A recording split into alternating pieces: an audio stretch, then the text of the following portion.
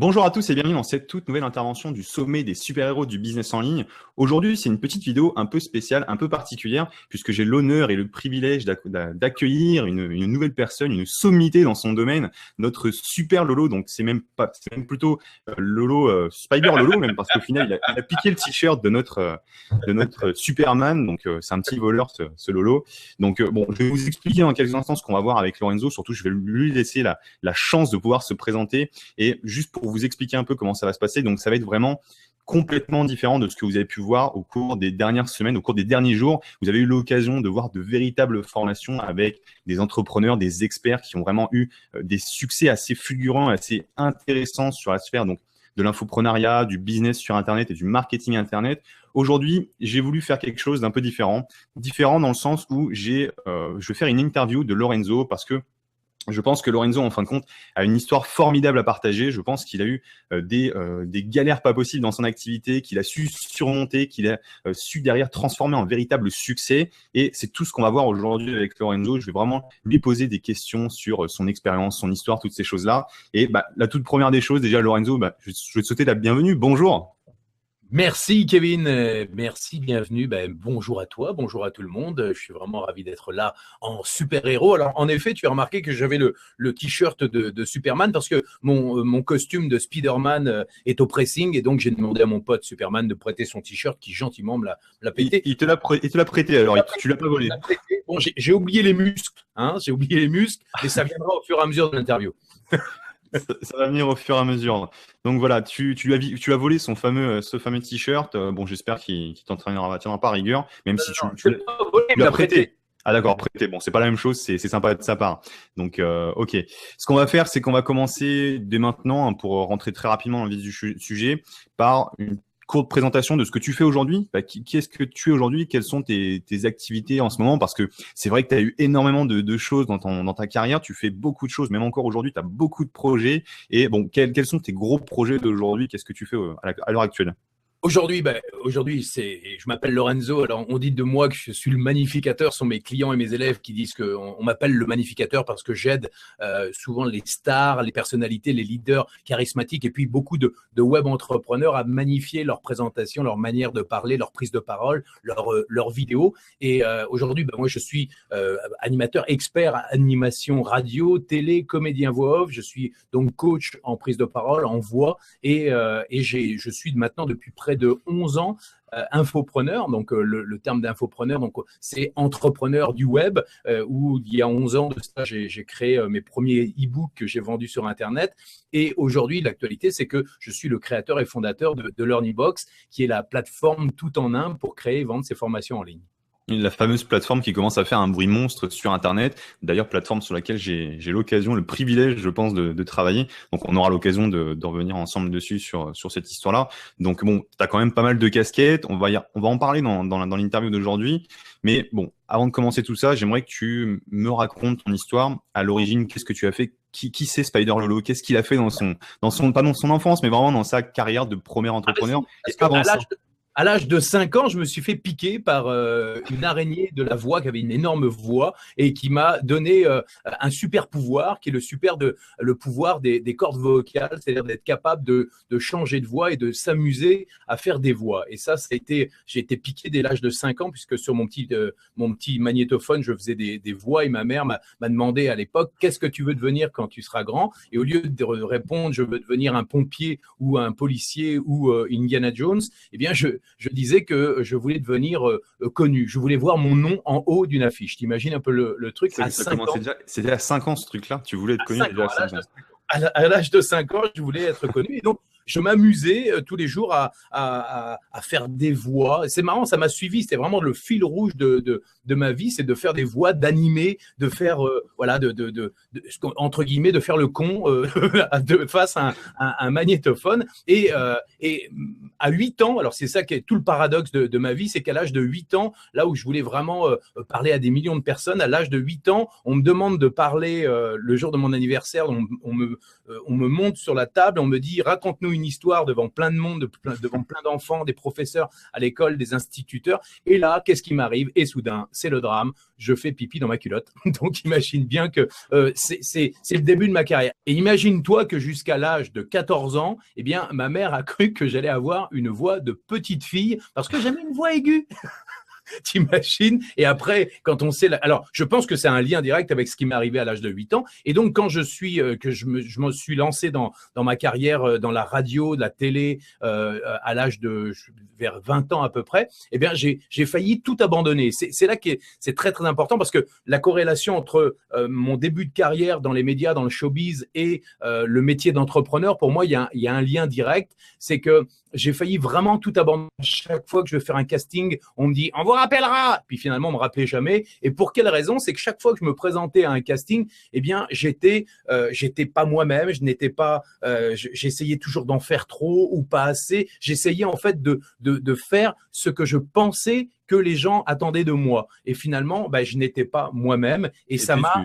Et puis tu débutais en même temps, donc tu étais complètement novice dans la chose. Oui, j'étais novice, mais j'avais une volonté, une détermination. J'étais persuadé qu'au fond de moi, j'avais le talent pour y arriver. Et vois bien la détermination et la corrélation avec le métier d'entrepreneur. C'est que si, au début, quand on a une idée d'entrepreneur, on se dit waouh, c'est génial, on a la super idée, et on fait tout. On fait les dossiers, on fait les business plans, on crée où on va faire, par exemple, sa première vidéo. Eh ben, on est complètement décontenancé, on est complètement stressé, alors que finalement, on connaît parfaitement son sujet, on sait exactement ce qu'on a à vendre. Eh ben, imagine-toi, quand j'arrivais à l'âge de 19-20 ans face à des directeurs de casting, que ce soit en radio, en télé ou ailleurs, eh bien, à chaque fois, moi, j'étais complètement prostré, figé, ou soit j'en faisais trop, bref, j'étais jamais moi-même. Et j'ai failli tout abandonner au bout de quelques mois.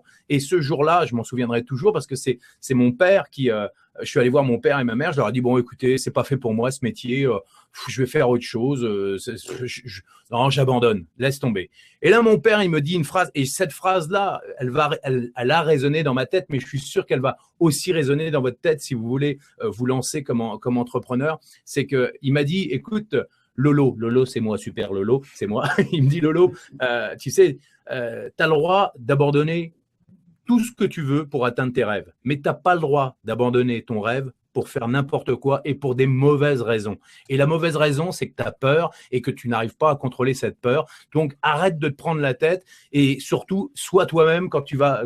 Si tu as peur, eh ben, travaille tes forces, travaille tes qualités, tes talents pour que cette peur, elle diminue et elle s'élimine. Et ce jour-là, quand il m'a dit ça, il me sort une boîte d'allumettes. Il me sort une boîte d'allumettes et il me dit un truc très important qui va vous servir à vous aussi si vous n'osez pas vous lancer dans votre business. Il me sort une boîte d'allumettes et il me dit « Lorenzo, c'est simple. Tu vois l'allumette là, soit tu la craques, enflamme ta vie, ou alors tu laisses l'allumette dans la boîte et tu restes dans l'obscurité. Qu'est-ce que tu choisis ?» Et là, dans ma tête, ça fait « ting !» Et voilà. Et qu'est-ce que tu as choisi toi du coup? J'ai choisi le côté clair de la force. J'ai choisi d'éclairer mon chemin parce que je me suis dit, oh, si je ne fais pas ce que j'ai décidé depuis l'âge de 5 ans, je vais être frustré, je vais pas être bien toute ma vie. Donc, il fallait absolument que j'aille au-delà de ma zone de confort à me dire, non, j'arrête. Et ça, je dirais que si on ne le fait pas, que ce soit pour son business, pour son entreprise, pour tout ce que l'on entreprend dans la vie, eh bien, on a des regrets toute sa vie. Et moi, je voulais pas avoir ça.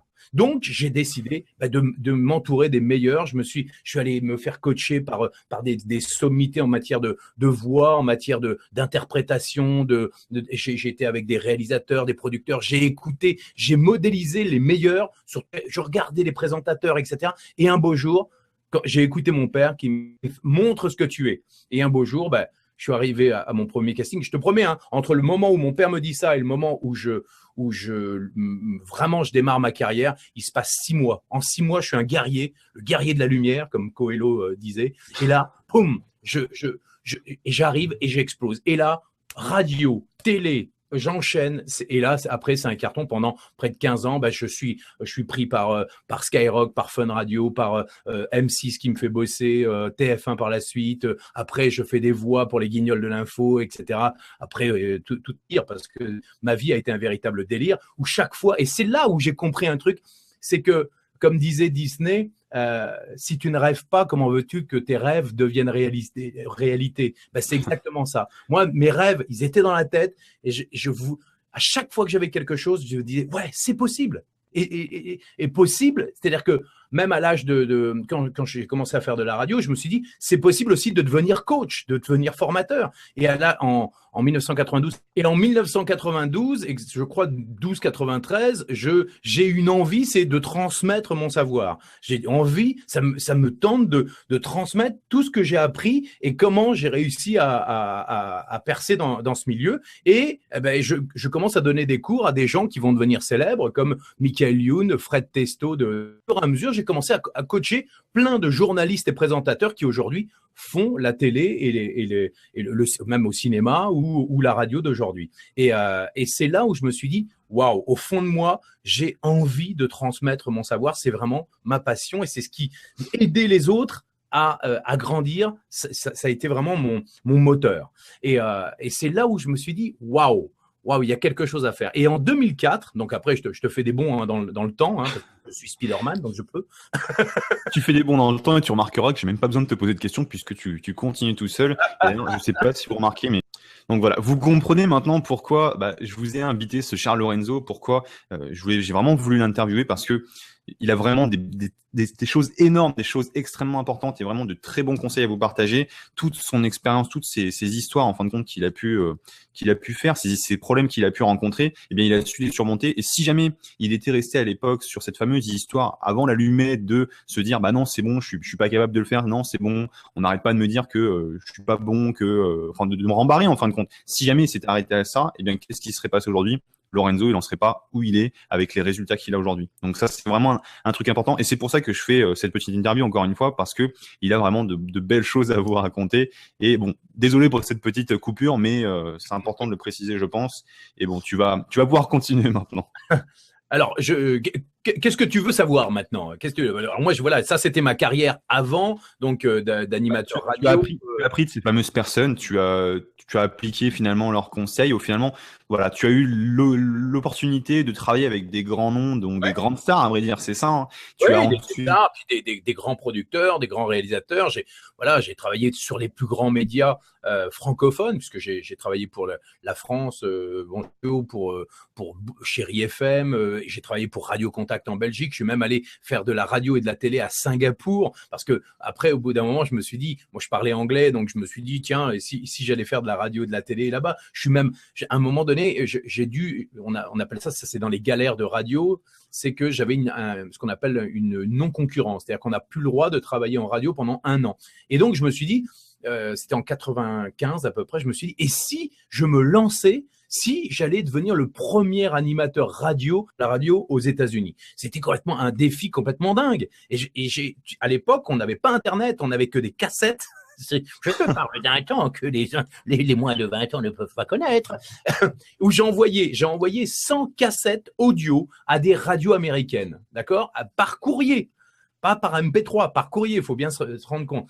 Quand tu disais que rien n'était impossible, c'est vraiment ce que tu as fait. Tu as vraiment dit pourquoi pas.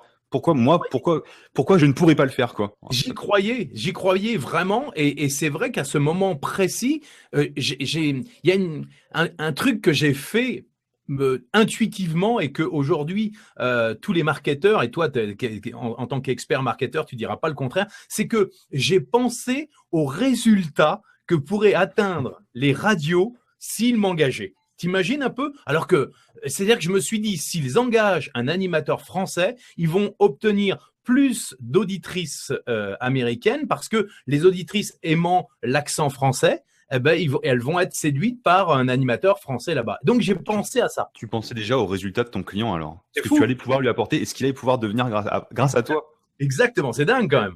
Tu avais quel âge là, quand tu as fait ce truc-là? C'était en 95. Je devais avoir une trentaine d'années à peu près. T'étais jeune encore et mine de rien, tu avais quand même une sacrée volonté. Spider-Man est toujours jeune. Tu ne vieillis jamais. Ok, donc après cette histoire de voix off, d'animateur radio, qu'est-ce que tu as fait? Après, un beau jour, j'ai connu les millions d'auditeurs à la radio, sur Fun Radio.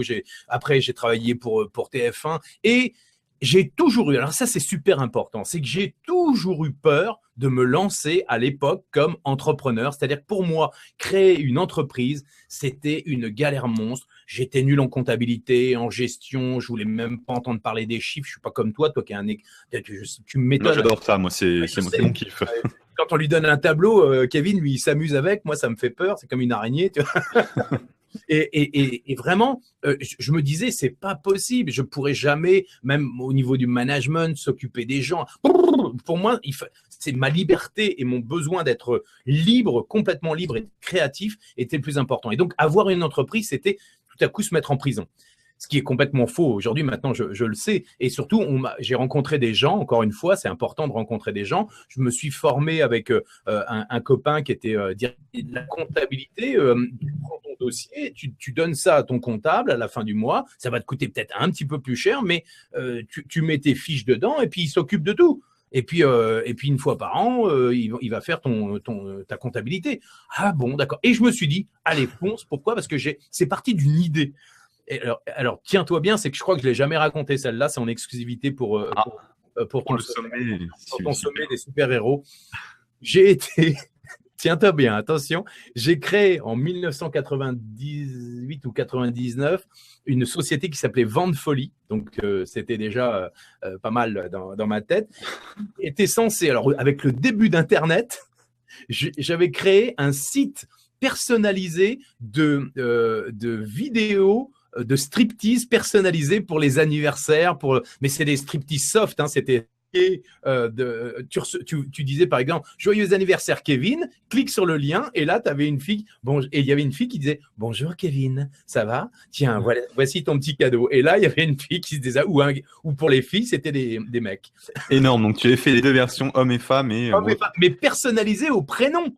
T'imagines un peu le truc? C'est énorme. Et ça date de quand à peu près? De 1999. Et imagine-toi qu'en 1999, j'étais loin devant. Et le problème, c'est qu'en 1999, c'était l'Internet à 512K. Et donc, envoyer des vidéos, c'était pas l'époque. J'étais trop visionnaire, j'étais trop avant-gardiste sur le truc. Et donc, ça s'est planté. Parce que les gens, c'était une galère sans nom. Et j'ai commencé à comprendre ma galère à travailler avec des agences. Les fameuses agences. Alors là, c'était pas une agence d'e-learning, c'était une agence d'internet qui m'avait créé mon site internet et qui m'a dit vous inquiétez pas, on s'occupe de tout. Puis ça ne marchait pas, c'était une galère sans nom. Puis tu sais, quand tu te lances, moi j'avais investi, j'avais pris des associés, chose à ne pas faire au début. J'avais pris plein d'associés que je connaissais à peine. À pas faire, ou en tout cas de la bonne manière. Il y a des manières de le faire. J'ai bien dit au début, hein, parce que c'est important. Les associés peuvent être extrêmement importants et salutaires dans certains domaines. Mais moi, j'avais juste l'idée, et ça, c'est super important pour vous aussi qui vous lancez, c'est que je suis parti bille en tête avec une idée en me disant cette idée va marcher parce que c'est obligatoire. Mais j'avais pas du tout testé le marché. À l'époque, il y avait les outils qu'on a aujourd'hui, comme j'ai pu créer dans LearnyBox, n'existaient pas, des sondages avec des bases de données. Tout ça, c'était impossible. Il fallait encore aller dans la rue pour faire des études de marché. Et donc, ces études de marché de l'époque qui coûtaient des dizaines de milliers d'euros. Ça coûtait, on pouvait en avoir à 2500 francs à l'époque avec des écoles de commerce, tu vois. C'était des écoles et c'était pas très révélateur en fait du prix du marché, donc ça coûtait très cher. Voilà, exactement. Et donc, je suis parti en me disant, je vais créer tout mon produit et ensuite je vais le vendre. L'erreur que font 99% des entrepreneurs qui se lancent. Ouais, j'ai une idée, youpi, je me lance, tout le monde y croit, on fait des prévisionnels extraordinaires qui ne servent à rien du tout, puisque un prévisionnel, vous pouvez mettre les chiffres que vous voulez, si c'est pas la réalité, ça ne sert strictement à rien. Donc, je pars bille en tête à faire ma première boîte, et là, au bout de 6 mois, 1 an, j'ai dépensé 20 000, à l'époque, c'était en l'équivalent en francs, bon, j'ai dépensé 30 000 francs ou 40 000 francs, mais c'était déjà énorme avant l'euro, hein, de se lancer.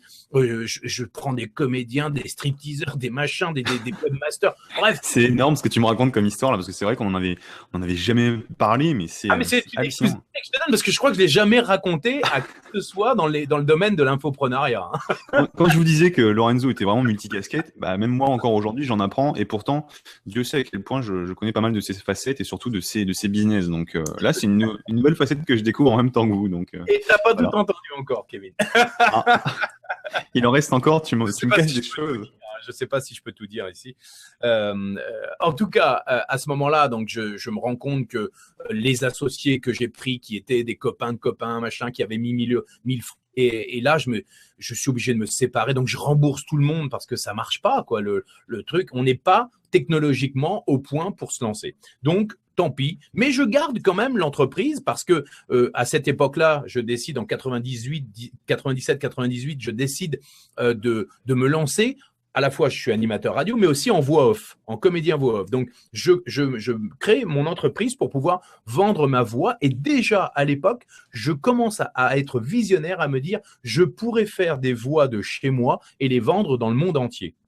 Et pas seulement à Paris dans les studios. Et c'est ce qui doit intéresser pas mal de personnes, c'est de travailler chez soi et pouvoir faire ça, en fin de compte, n'importe où dans le monde aussi, pas forcément chez soi. Je faisais après, j'ai monté un petit studio, comme vous voyez ici, là, dans mon home studio personnel. C'est ici que j'enregistre beaucoup d'émissions de télé ou des pubs que vous entendez, que j'avais créé dans mon placard à l'époque et que je commençais à envoyer à des radios locales, à des radios nationales ou des télés. Je commençais comme ça mon petit business. J'avais fait un petit site internet. J'étais même passé sur France 2 à Télématin parce qu'ils avaient trouvé ça assez original de pouvoir se vendre sur Internet avec sa voix.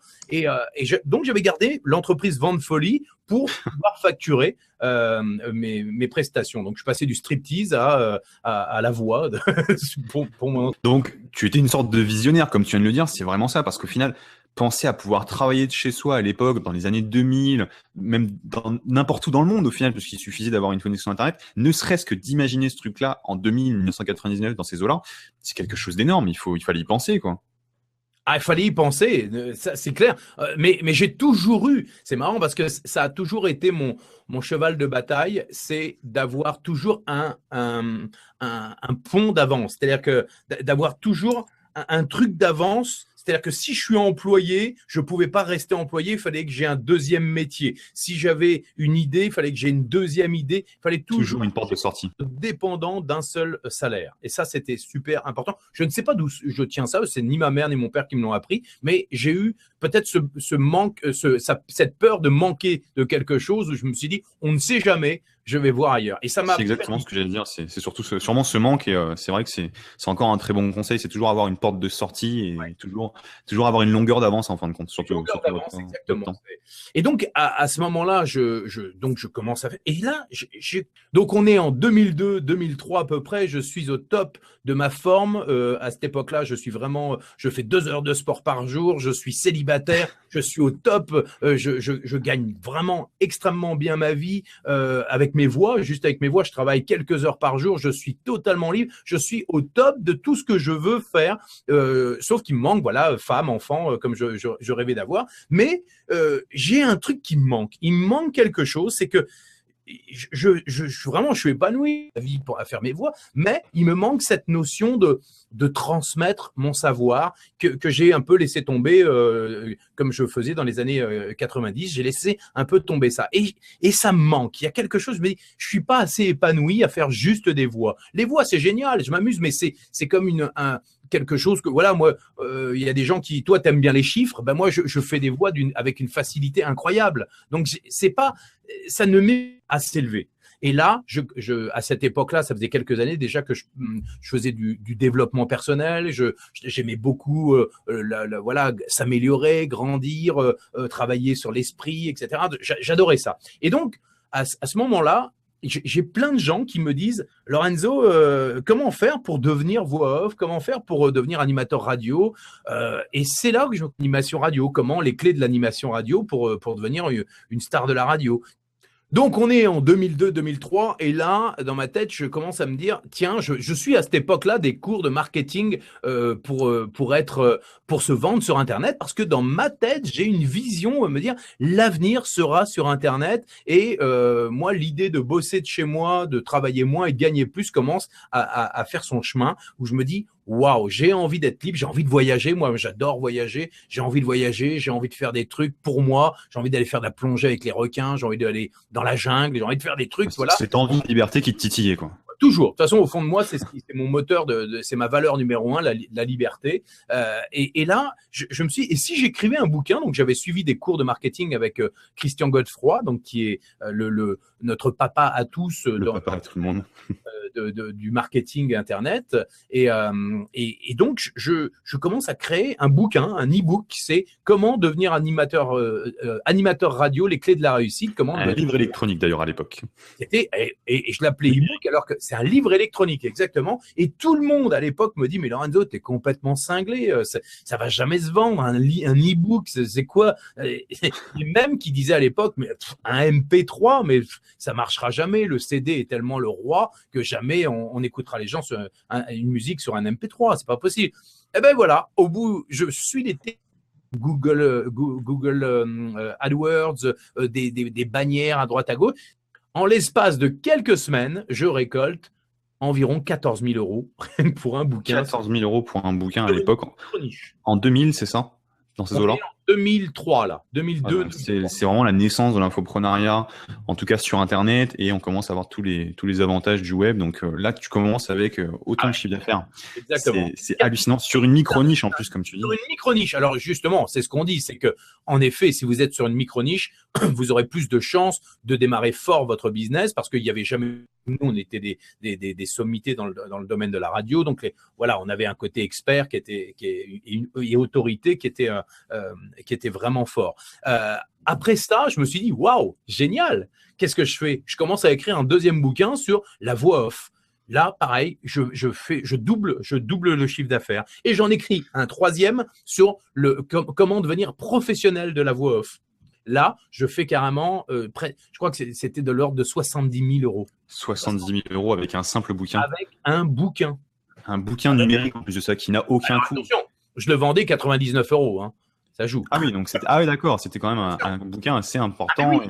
Ah bah oui, parce que je dévoilais tous les secrets et ça n'existait pas. Donc c'était les gens. Et surtout, c'était des secrets qui avaient une très grande valeur au final. Voilà, c'est une grosse valeur. Et donc je me suis dit, si je suis capable de faire ça, eh ben, peut-être que dans l'avenir, si je suis capable de faire un bouquin, peut-être que dans l'avenir, je pourrais créer des formations. Et là, c'est dans ma tête, je commence à me dire.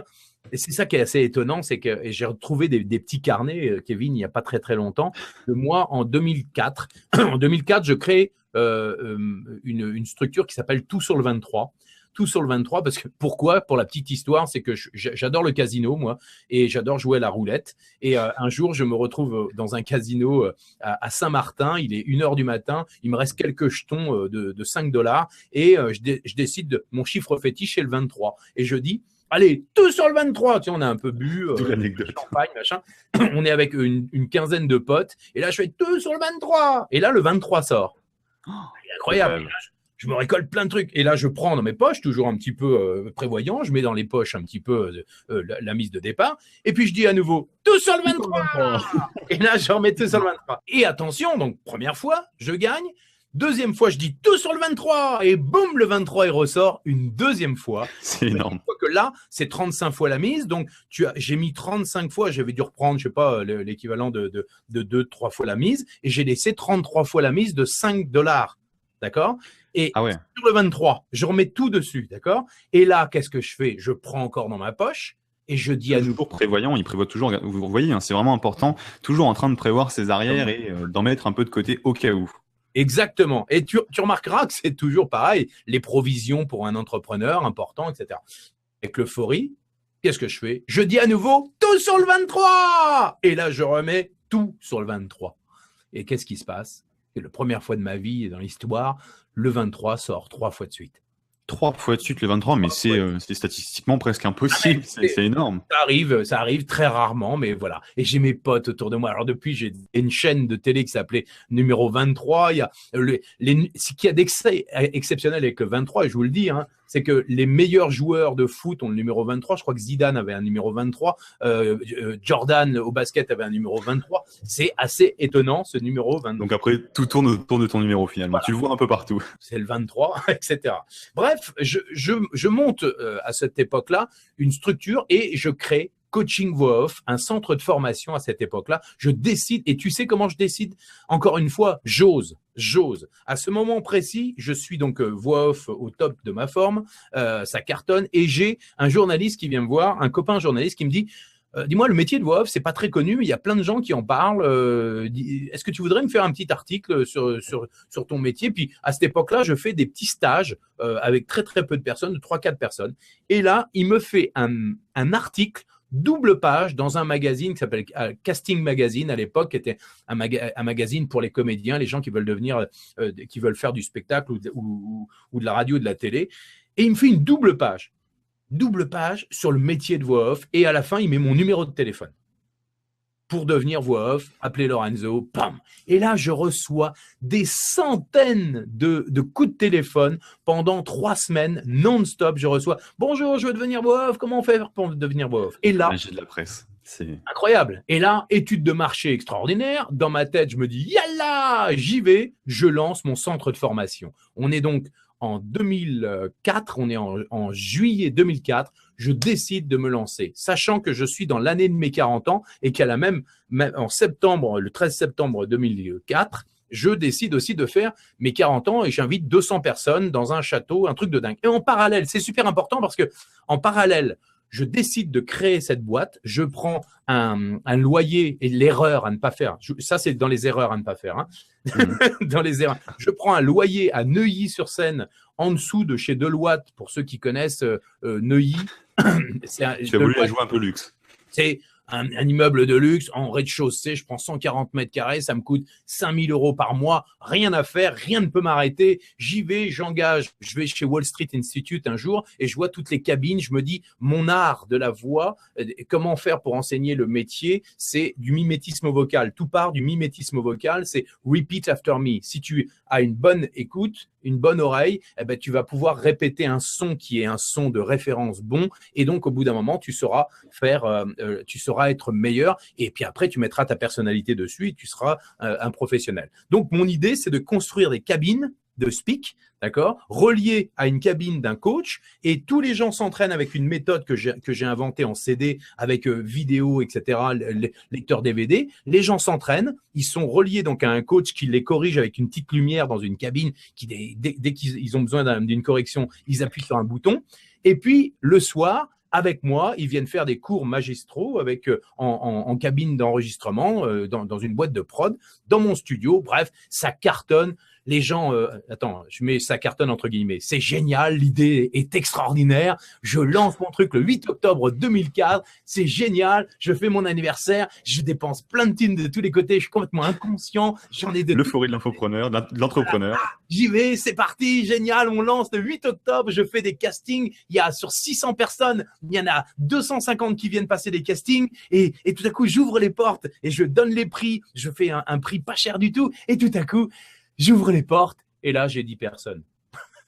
Et là, c'est le drame. Et là, c'est le drame et la consternation. Je n'ai que 10 personnes qui s'inscrivent à mon centre de formation. Voilà. Alors, quelle a été ton erreur là-dedans? Mon erreur, c'est bien aux personnes qui l'écoutent. C'était quoi l'erreur? L'erreur, c'est que je suis parti bille en tête à dépenser des fortunes, à me lancer en me disant « Youpi, ça y est, j'ai l'idée qui va me faire gagner plein d'argent et qui va me permettre d'être totalement libre et de partir en vacances quand je veux. » Et dans ma tête, je me dis c'est bon, j'ai une étude de marché, les gens veulent faire mon métier, je vais leur apprendre, j'ai une méthode qui est béton. Qu'est-ce que je fais? J'ai de l'argent d'avance. Qu'est-ce que je fais? J'investis, je prends du personnel, je prends un loyer monstrueux et je ne pense pas une seconde à me dire mais et si ça démarre lentement? Et si, en fait, ma zone d'ombre, c'était la comptabilité et la gestion. Tu as vu trop grand, trop rapidement la folie des grandeurs, en fait. Folie des grandeurs, comme beaucoup d'entrepreneurs un peu fous se lancent. Alors, c'est une chose qui crame beaucoup d'entreprises et beaucoup d'entrepreneurs qui débutent parce que elles se lancent et au final, elles dépensent des milliers et des cents alors qu'elles n'ont même pas les moyens de le faire. Donc, c'est problématique. Hein. Et là, je me retrouve surtout, j'ai aucun associé à cette époque-là, je suis tout seul, c'est sur mes deniers personnels. Heureusement, j'ai de l'argent en banque, mais en fait, je vide mes caisses. Je vide mes caisses personnelles pour pouvoir payer mes employés, j'ai 10 personnes. Non, mais ah oui, tu as quand même 10 personnes, donc c'est assez énorme. Tu as bien commencé pour un début d'activité, tu vas pas rigoler. Quoi. Et puis en plus, je suis nul en management, c'est important aussi. Je ne sais pas manager. C'est un métier. Parce qu'à cette époque-là, j'ai pas justement les techniques que j'ai appris par la suite, les techniques d'énéagramme, techniques de développement personnel, de management, où je sais que je me dis, j'ai un objectif, c'est cet objectif-là qu'on doit atteindre, on doit y aller, suivez-moi. Tout le monde me suit parce que j'ai un enthousiasme tel que tout le monde me suit, sauf que je ne sais pas encore que certaines personnes ne fonctionnent pas comme moi. Donc, je ne fais pas du tout attention aux personnes qui sont avec moi et je fonce tête baissée. Et je m'aperçois que tout le monde n'a pas le même rythme que moi. Et donc, je fais des erreurs monstrueuses au niveau management, au niveau thune, au niveau gestion. Et c'est là que je rencontre, à l'époque, ma grande coach, Yael Benzaken, qui est ma coach de voix célébrissime, qui m'a vraiment aidé à passer beaucoup de cap au niveau de la voix, me présente des coachs en management, en gestion et qui vont transformer ma boîte. À ce moment-là, bien précis, ils me disent « Arrête de vendre ton savoir à 200 € par mois, vends-le à 5000 ». Oui, parce que tu avais encore une fois une très grande valeur à apporter et tu te sous-vendais en fin de compte. Un problème qui revient très régulièrement. Exactement, je sous-vendais mon expertise, mais en me disant pourquoi? Parce que dans ma tête, je me disais, je veux créer le Club Med Gym de la voix off. Donc, tu n'as pas la bonne vision de ton business. Voilà. Et donc, je me disais, plein de gens vont venir et donc, il me suffit d'avoir 90 personnes par mois qui payent 200 € pour pouvoir faire vivre tout le monde. Donc, dans l'absolu, c'était complètement logique. Sauf que, et d'ailleurs, tu vas voir le parallèle avec l'Internet aujourd'hui, c'est que quand on est seul, qu'on n'a pas des millions à dépenser au départ, eh bien, c'est plus facile de vendre 10 produits à 10 000 € que 100 produits à 1 000 €. Le positionnement du premium, c'est quelque chose qui marche très bien.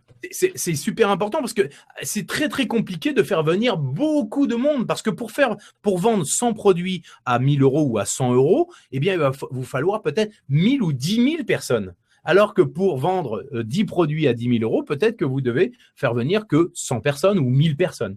Tu as tout à fait raison. C'est un très bon conseil que tu peux donner ici. Hein. Donc, après, tu es d'accord avec moi que sur Internet, c'est la même chose. Hein.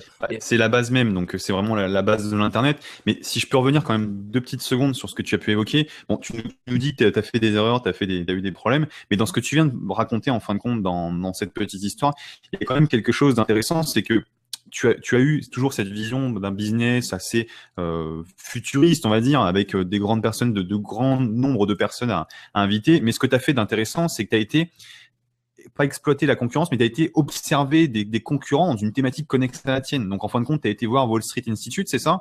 Qui est un organisme de formation sur Paris. En fait, oui, c'est un truc de langue. En fait, j'ai repensé à des cours de langue, comment ils faisaient pour donner leurs cours à tout le monde dans leur cabine, tu sais. Tu as été t'inspirer d'eux, donc ça, c'est vraiment un super bon conseil qu'il a pu vous donner là-dessus. Et n'hésitez pas à vous inspirer de votre concurrence, d'aller voir par rapport à toutes ces personnes qui ont déjà fait des erreurs avant vous et qui ont appliqué des choses parce qu'elles ont des choses à vous apporter. Et Lorenzo, ici, vous apporte un super bon conseil par rapport à ça, mine de rien. C'est clair. Ok, donc bon, on va passer maintenant plus dans la partie vraiment purement infopreneur. On a commencé à rentrer dedans avec la partie formation où tu as créé ton centre de formation. Mais comment t'en es arrivé dans l'infoprenariat ou surtout, qu'est-ce que tu as fait dans tes premiers débuts de l'infoprenariat avec la vente de tes formations sur Internet? Comment ça s'est passé avec tes plateformes, tout ça? C'est là où je veux en venir aujourd'hui. Bien évidemment. Alors aujourd'hui, en fait, en 2004, je décide de lancer ce centre de formation. Ensuite, j'ai tout de suite dans ma tête à me dire, j'ai un burn-out physique à cette époque-là, hein, c'est important. Je cours dans tous les sens, je fais des voix, je donne mes cours. Ma femme, en plus, m'annonce qu'elle est enceinte. Bref, je cours dans tous les sens. Et là, je fais un burn-out physique et j'ai tout de suite ma vision du bouquin que j'ai vendu quelques mois auparavant sur Internet, de mon e-book. Et là, je me dis, peut-être que si j'enregistre mon cours une fois, que je le mets en vidéo ou en audio et que je le vends après sur une plateforme, eh bien, je pourrais vendre à plus de monde que ce que je fais dans mon centre de formation. Et donc, je commence à penser à une plateforme de formation en ligne pour pouvoir en fait, avoir des clients dans le monde entier. Et ça, c'est en 2004-2005, c'est ça? Ouais, c'est en 2004-2005. C'est encore de l'ordre de la vision à cette époque-là. Et c'est encore de l'ordre de la vision. Et tiens-toi bien, c'est qu'on est donc en 2005 à peu près. Et là, je rencontre pareil quelqu'un qui me dit, tiens, je suis en train de fabriquer d'avoir une idée sur une plateforme qui pourrait servir à tous les coachs, qui pourraient se brancher sur la plateforme et créer leurs propres cours et ensuite avec des outils de PDF, etc., de pouvoir inviter leurs élèves dans des un peu comme on fait là en webinaire. Mais les webinaires n'existent pas encore à cette époque-là, c'est important. Mais on a cette idée-là. Et puis moi, dans ma tête, je dis, ah ouais, ça serait génial si on pouvait donner, par exemple, un player enregistreur qui enregistrerait la voix pour les gens. Et puis peut-être aussi un tableau blanc pour les professeurs qui veulent donner des cours. Bref, je pense, en fait, j'ai une vision déjà avant tout le monde de ce que j'ai créé avec LearnyBox aujourd'hui. C'est ça qui est assez hallucinant. Mais je ne m'en souviens plus, moi, quand je recrée LearnyBox quelques années plus tard. En fait, il y a quelques semaines de cela, j'ai retrouvé des carnets de mes visions. Et j'ai relu, j'ai dit, c'est hallucinant. Tu étais le père de l'e-learning, en fait, c'est ça? Alors, non, je dis pas ça parce que… tu as quand même de sacrées bonnes visions, donc…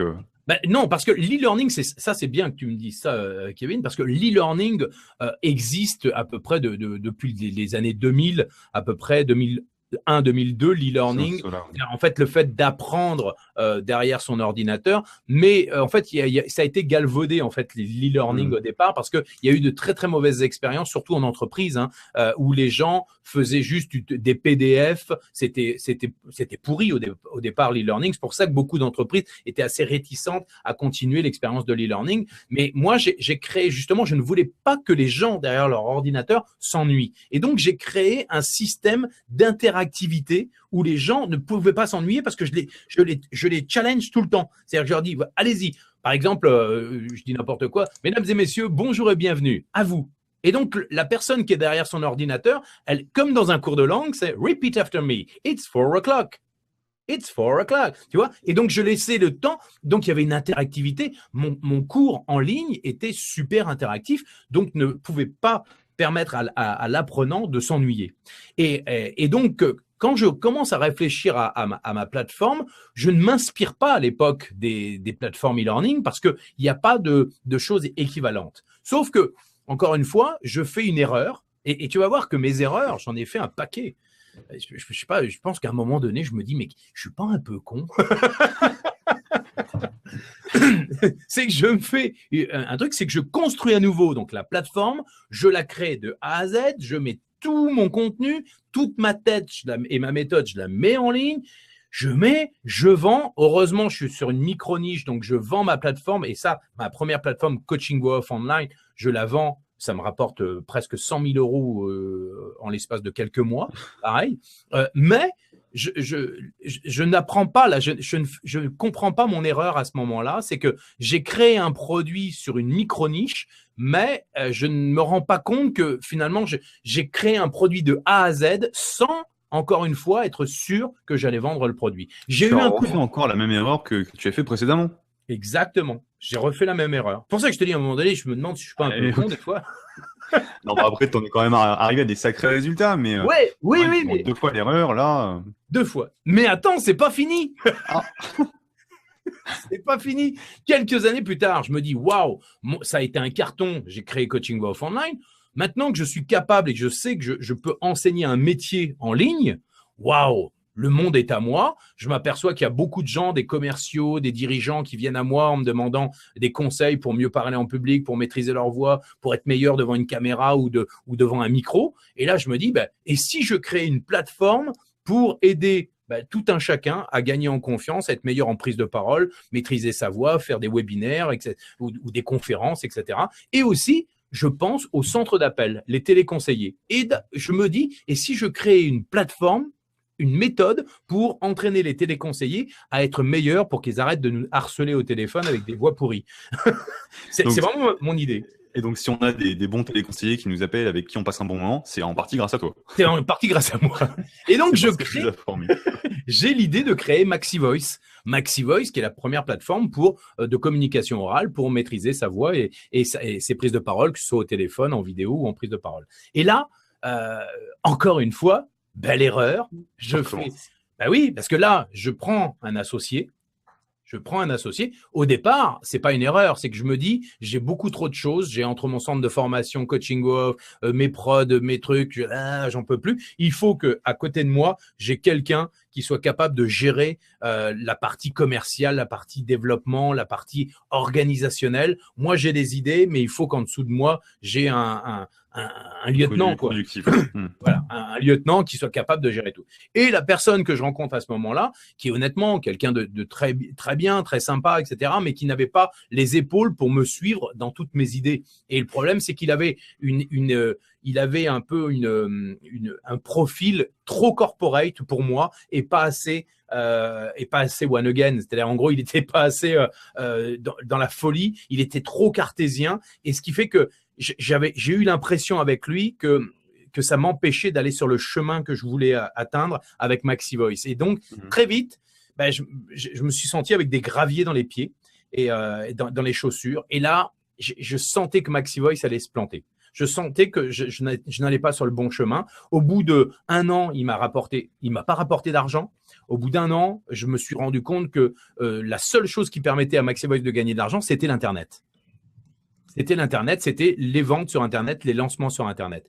Mais au moment où je crée MaxiVoice, je fais une erreur, mais alors monumentale encore, c'est que je fais appel, pas à cause de lui, mais il me dit il faut absolument qu'on fasse créer, que la plateforme soit très corporate. Et donc, on fait appel à une boîte d'e-learning, corporate, pour me créer un produit corporate qui va correspondre au code du corporate, donc des entreprises. Et là, je vais voir les agences dans un salon de l'e-learning et ils me demandent, à folie des grandeurs, là, ils me prennent pour Rothschild et ils me disent minimum, avec ce que vous voulez faire, les players enregistreurs, tout ça, que les coachs puissent avoir coacher les gens à distance. Non, ça coûtera 300 000 euros. Je dis, ah, non, c'est pas possible. L'autre, il me dit 200 000, 150 000. Et après, j'arrive. C'est la roulette russe, là. La roulette russe. Et à un moment donné, je tombe sur une boîte qui me dit non, mais pour 50 000 ou 75 000 euros, à peu près 75 000 euros, je vous le fais. Waouh! Je dis, de toute façon, je pense qu'on ne pourra pas tromper. Puis à un moment donné, ça tourne, l'heure tourne, l'horloge, il faut qu'on sorte le produit. Et là, attention, il faut qu'on sorte. Tu remarques il faut qu'on sorte le produit. Il n'y a aucune obligation. Il n'y a aucune obligation. Je ne fais pas en plus d'études de marché, encore une fois, grosse erreur. Je ne teste pas le marché. Je me fie à mon intuition qu'il y a un gros marché puisque les gens ont tous besoin de gagner en confiance et de mieux parler en public, etc., etc. Bref, je me dis, allez, j'y vais. Je vais créer en plus la première méthode call center, ça va cartonner. Les téléconseillers en ont tous besoin. On va cartonner, on y va. Et là, on crée un truc qui, au départ, me coûte 75 000 euros. Le mec me dit, fais-moi un cahier. Et là, il me dit, fais-moi un cahier des charges. Moi, je fais ma vision globale, mais je ne pense pas aux détails. Et une fois qu'il me finalise la plateforme, j'ai demandé des fonctionnalités supplémentaires à chaque fois. Ça me coûte au final, tout compris, 150 000 euros. Bref, je suis complètement. En fin de compte, toi, t'es pas développeur du tout à l'origine. Pas du tout. Tu supportes presque pas tout ce qui est code et tout ça. Mais le code, pour moi, ça file des boutons. C'est plein d'araignées sur ton corps, là. C'est plein d'araignées sur le corps. C'est énorme. Puis surtout, je m'en fous. C'est pas mon taf, quoi. C'est pas mon truc. Moi, ce que je veux, c'est aider les autres. Ça me fait mal au crâne. Donc, à ce moment précis, je suis dépité parce que j'ai dépensé encore 150 000 euros. Comme quoi, tu vois, les erreurs. Là, au bout d'un moment, c'est-à-dire que moi, je suis le panier, tu sais, le panier percé. C'est-à-dire que voilà, j'ai de l'argent et je le dépense et vas-y. Bon, là, tu as quand même appris de ton erreur pour le coup. Là, ça commence à vraiment. Ouais, je crois que ça va être la dernière fois. La dernière grosse erreur. C'est la dernière grosse erreur après. Mais tu as remarqué que j'en ai fait 3 avant. Hein. 3 fois les mêmes en plus de ça. 3 fois les mêmes. 3 fois les mêmes. Mais bon, c'est fait pour vous. C'est pour que vous puissiez au final les récupérer et ne pas les appliquer dans l'histoire. Là, pour peut-être résumer cette erreur-là, qu'est-ce qu'il ne faut pas faire en fait, Lorenzo?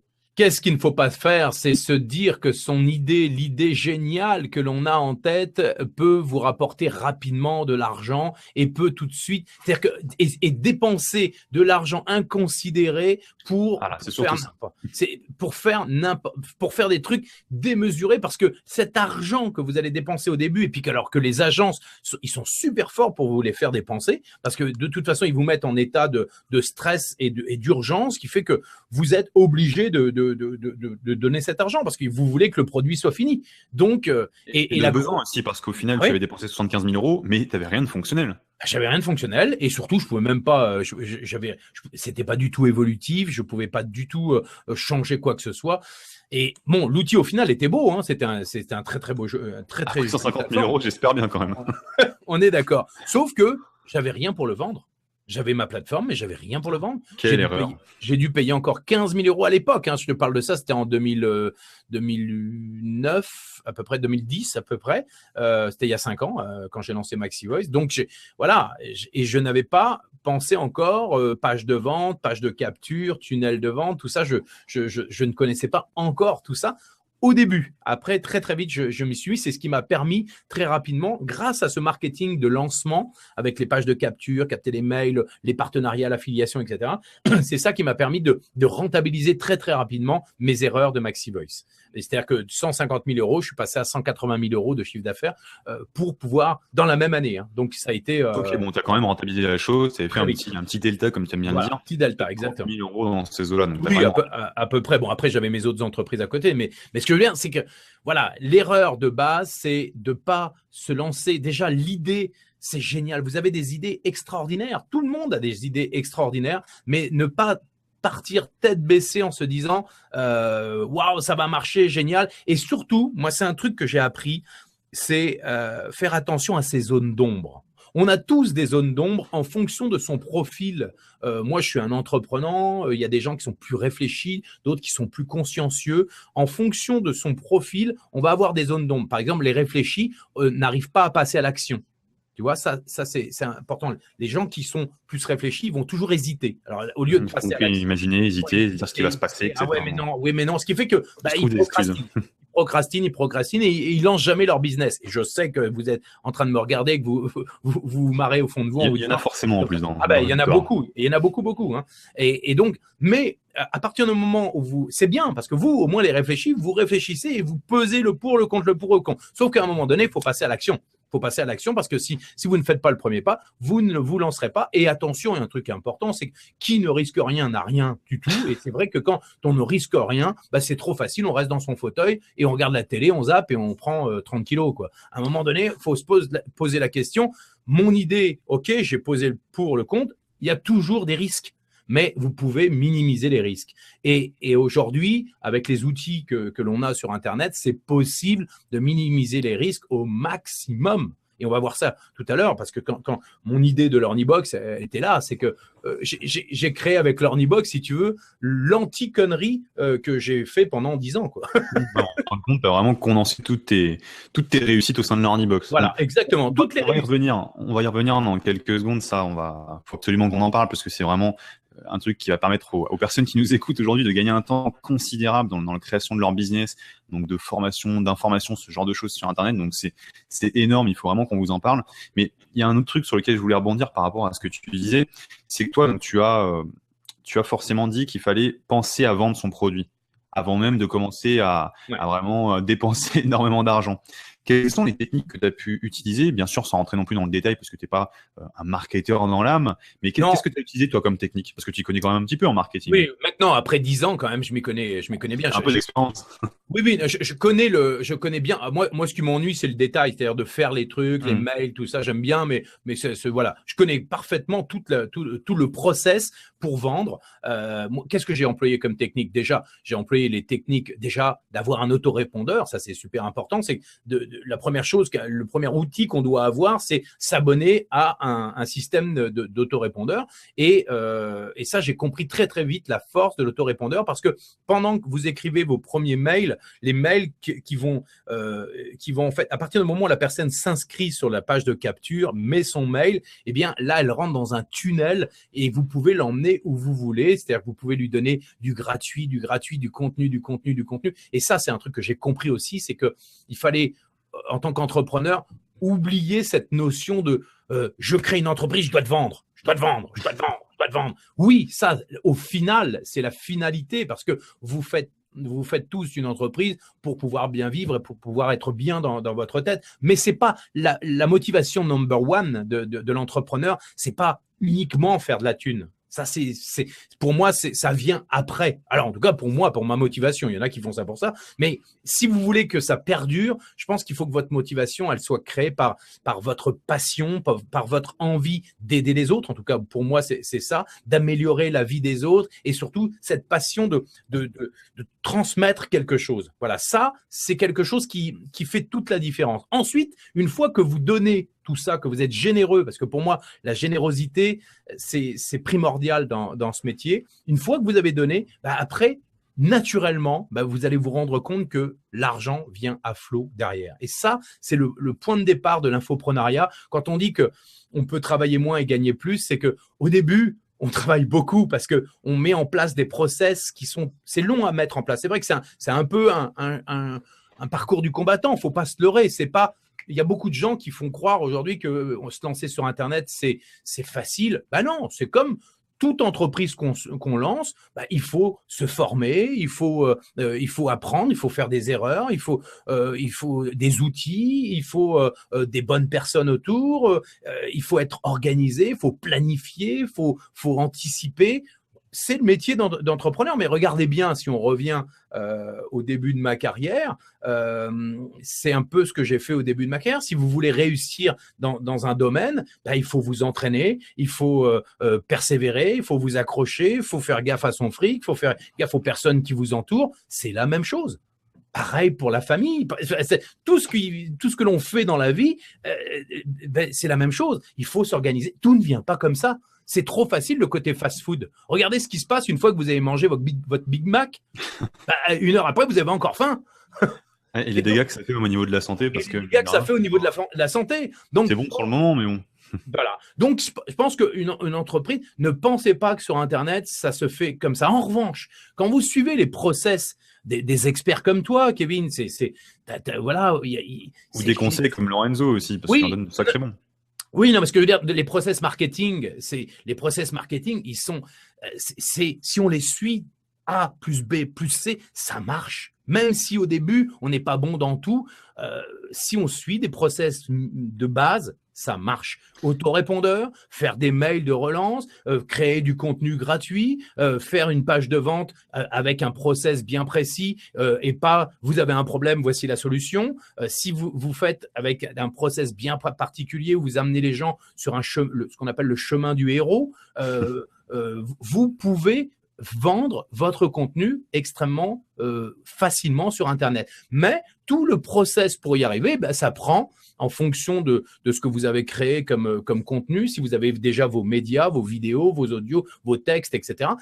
Moi, je dirais que ça peut prendre entre 2 mois et 1 an, 1 an et demi, voire 2 ans, en fonction du temps que vous allez allouer à votre entreprise sur le net. Mais il faut il faut de la patience, il faut s'accrocher, il faut des outils, et puis il faut rencontrer les bonnes personnes. Et aujourd'hui, je dirais que contrairement à toutes les entreprises où on se lance en solo dans son entreprise et on galère, je dirais que le métier d'infopreneur aujourd'hui, c'est la grande force, c'est qu'il y a un côté entraide qui est assez génial. Il y a un côté. On va y venir sur ça aussi, parce qu'il y a un super conseil aussi par rapport à ça que je voulais te faire dire, parce que tu l'as forcément fait, et je sais même que tu le fais très régulièrement, c'est tout ce qui est mastermind. Ah oui. En quelques secondes, mais donc, le conseil que tu as pu donner en fin de compte là, c'est vraiment qu'il faut donner sur Internet, il faut vraiment donner avant de recevoir. Ouais. C'est vraiment un des premiers conseils. Au niveau des techniques marketing aussi, tu as pu mettre en place, donc c'est déjà forcément de donner pour recevoir. Derrière, c'est de faire des séquences en automatique. Oui. Tu as aussi utilisé les techniques de lancement, de super lancement de Alors, produits. j'ai utilisé, c'est ça qui m'a permis d'ailleurs avec MaxiVoice de gagner rapidement de l'argent. J'ai fait des lancements. Alors le lancement, et alors c'est là la première. Quand je dis avant même de finaliser votre produit, la première chose à faire, c'est l'humain. C'est contacter des blogueurs, des gens qui sont en cohérence avec votre thème et commencer à créer un lien de confiance et d'affiliation. C'est-à-dire, et pour ça, il n'y a pas mieux que les rencontres du web, les congrès des infopreneurs, les web de connect, les masterminds, il y en a partout en France maintenant qui se créent. Il y a tellement de... Combien de mastermind tu peux faire, toi? Parce que déjà, pourquoi faire un mastermind et toi, combien t'en fais à peu près? Pourquoi faire un mastermind? Parce que c'est là que l'on rencontre les acteurs. Il y a les grands acteurs du marché qui ont des bases de données énormes, mais c'est surtout apprendre de ces grands de ces grands du marché. Et puis quand on est petit, quand on commence, je dirais, ça permet de bien comprendre les rouages de l'affiliation, du partenariat. Ça permet de connaître des techniques qu'on connaîtrait pas tout seul dans son coin.